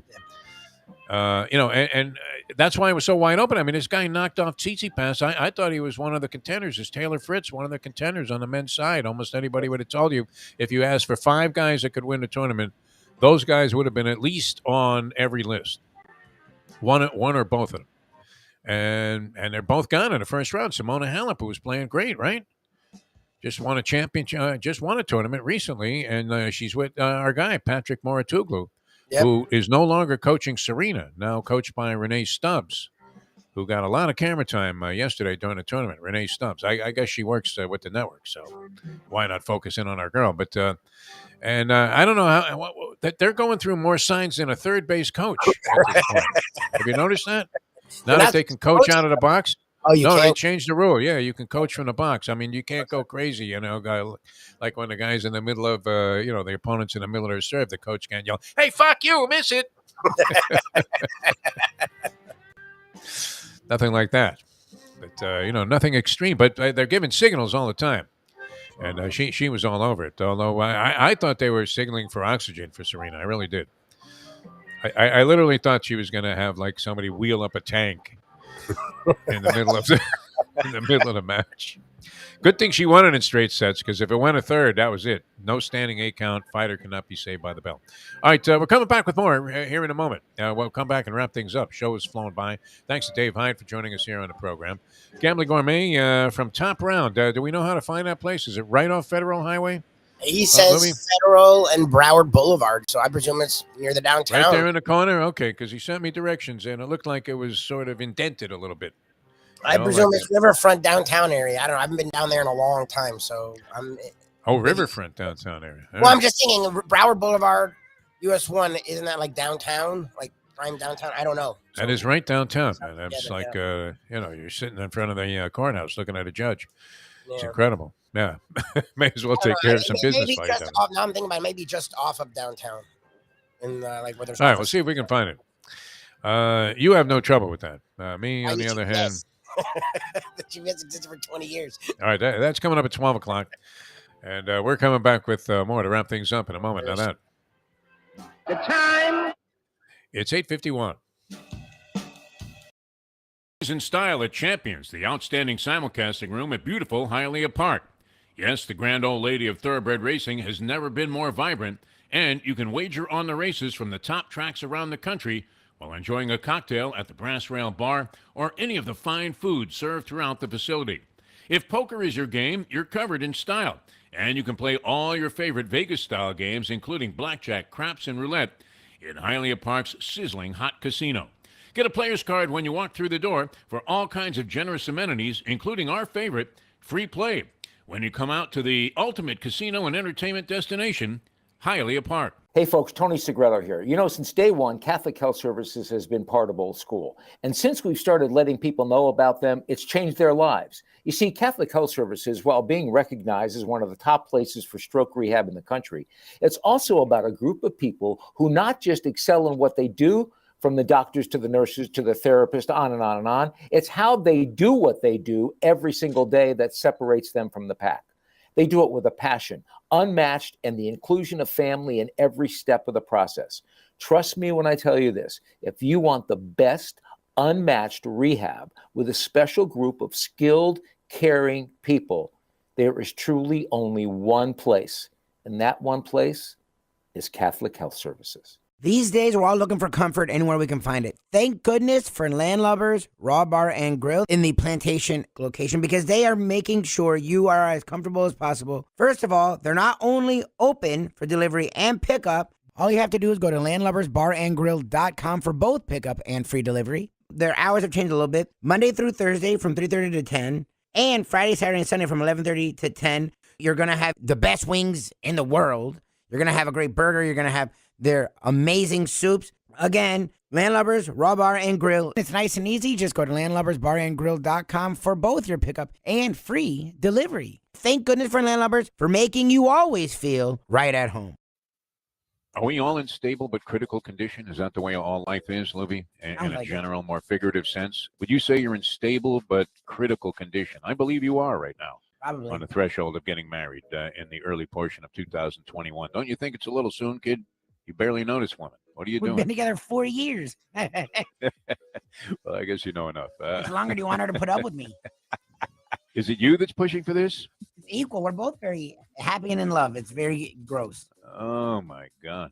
I mean, it's a foreign concept. You have to understand where I'm coming from. 0 for 2 with a walk. And, right now I think I got a 3-2 count and I'm married from 3. But, and only because of the benefit of a really poor call on a ball that was clearly right down the middle of the plate. One of those Angel Hernandez calls. Get out of here. Enjoy your trip to work with lots of laughs thanks to Defo and Lubie. Now on the Defo Show. All right, the continuation of Death Wish 4 being filmed today in Broward County. If we can find his top round place, which I believe is very much in full visible sight there. If you get to the corner of Broward and Federal Highway, if you're in town, come on by. And they have some great food there. And Mike Mayo has decided to bust the charts. He's going to try to top 50, sandwiches in 1 month. I believe he's eaten more than that. That's a scary thing about Mike. Yep. Yeah.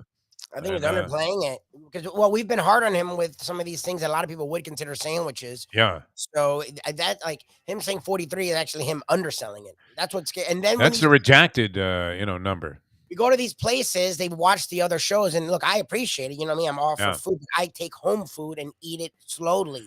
Yes. Mayo dives in on air, eating anything they give him, and it's like, dude. Like, how much are you going to eat in like a month span? Like, a body can only take freaking Pac-Man. I mean, he's unbelievable. Yes, that's what it's like. Unbelievable. I mean, he grabbed like 7 different things at that last sitting we were at. There at the Ciderworks place, Broski's Ciderworks, and I'm a little afraid about what's going to happen today. To tell you the truth, if you want to come out there and check it out, that's going to be noon to 1 here. If you want to witness on air, I mean. Look, I was reading an article about what, guys that were on death row were ordering before they went to the chair. Okay. Or whatever, lethal injection. And some guys didn't eat anything, right? Very rarely, though. And Mayo, I mean, literally, he's had these presentations in front of him that you're thinking, he's going to, get a comment like when a warden looks down and says, okay, go ahead, you got an hour. The warden's going to say, you want anything else there, Mike? What else could you want? Unbelievable. Right? I know this is going to be your exit visas, but no, it'll be a lot of fun later on today. And this place is supposed to have some great sandwiches. Roast beef is their thing. Top round. So we'll be out there with Mike Mayo's Lunchbox. That's coming up 12 o'clock today here on South Florida Live. Tomorrow we go old school with Tony Segreto. Tony has to be just absolutely gassed up and geeked out. As the college football season is on the horizon here, and he loves it. He already had an angle on a couple of games there. Did he like Nebraska to beat Northwestern? He didn't like Nebraska. No, I don't think he. I don't know if he gave a pick, but he was sort of questioning Frost. Like, this is Frost's last gasp effort, and we saw it. he gasped. It is interesting, because the guy literally, I mean, and we've seen guys go to their alma mater after having successful careers, at another place. Like Roy Williams, goes to North Carolina. He was very successful as a coach at Kansas. And, we've seen it happen where it works out. But in this case, it looks like it was the direct reversal. I mean, the antithesis of what you would want. Where you have it made in the shade there. You've got UCF getting international acclaim. Yep. The University of Central Florida. And they were building.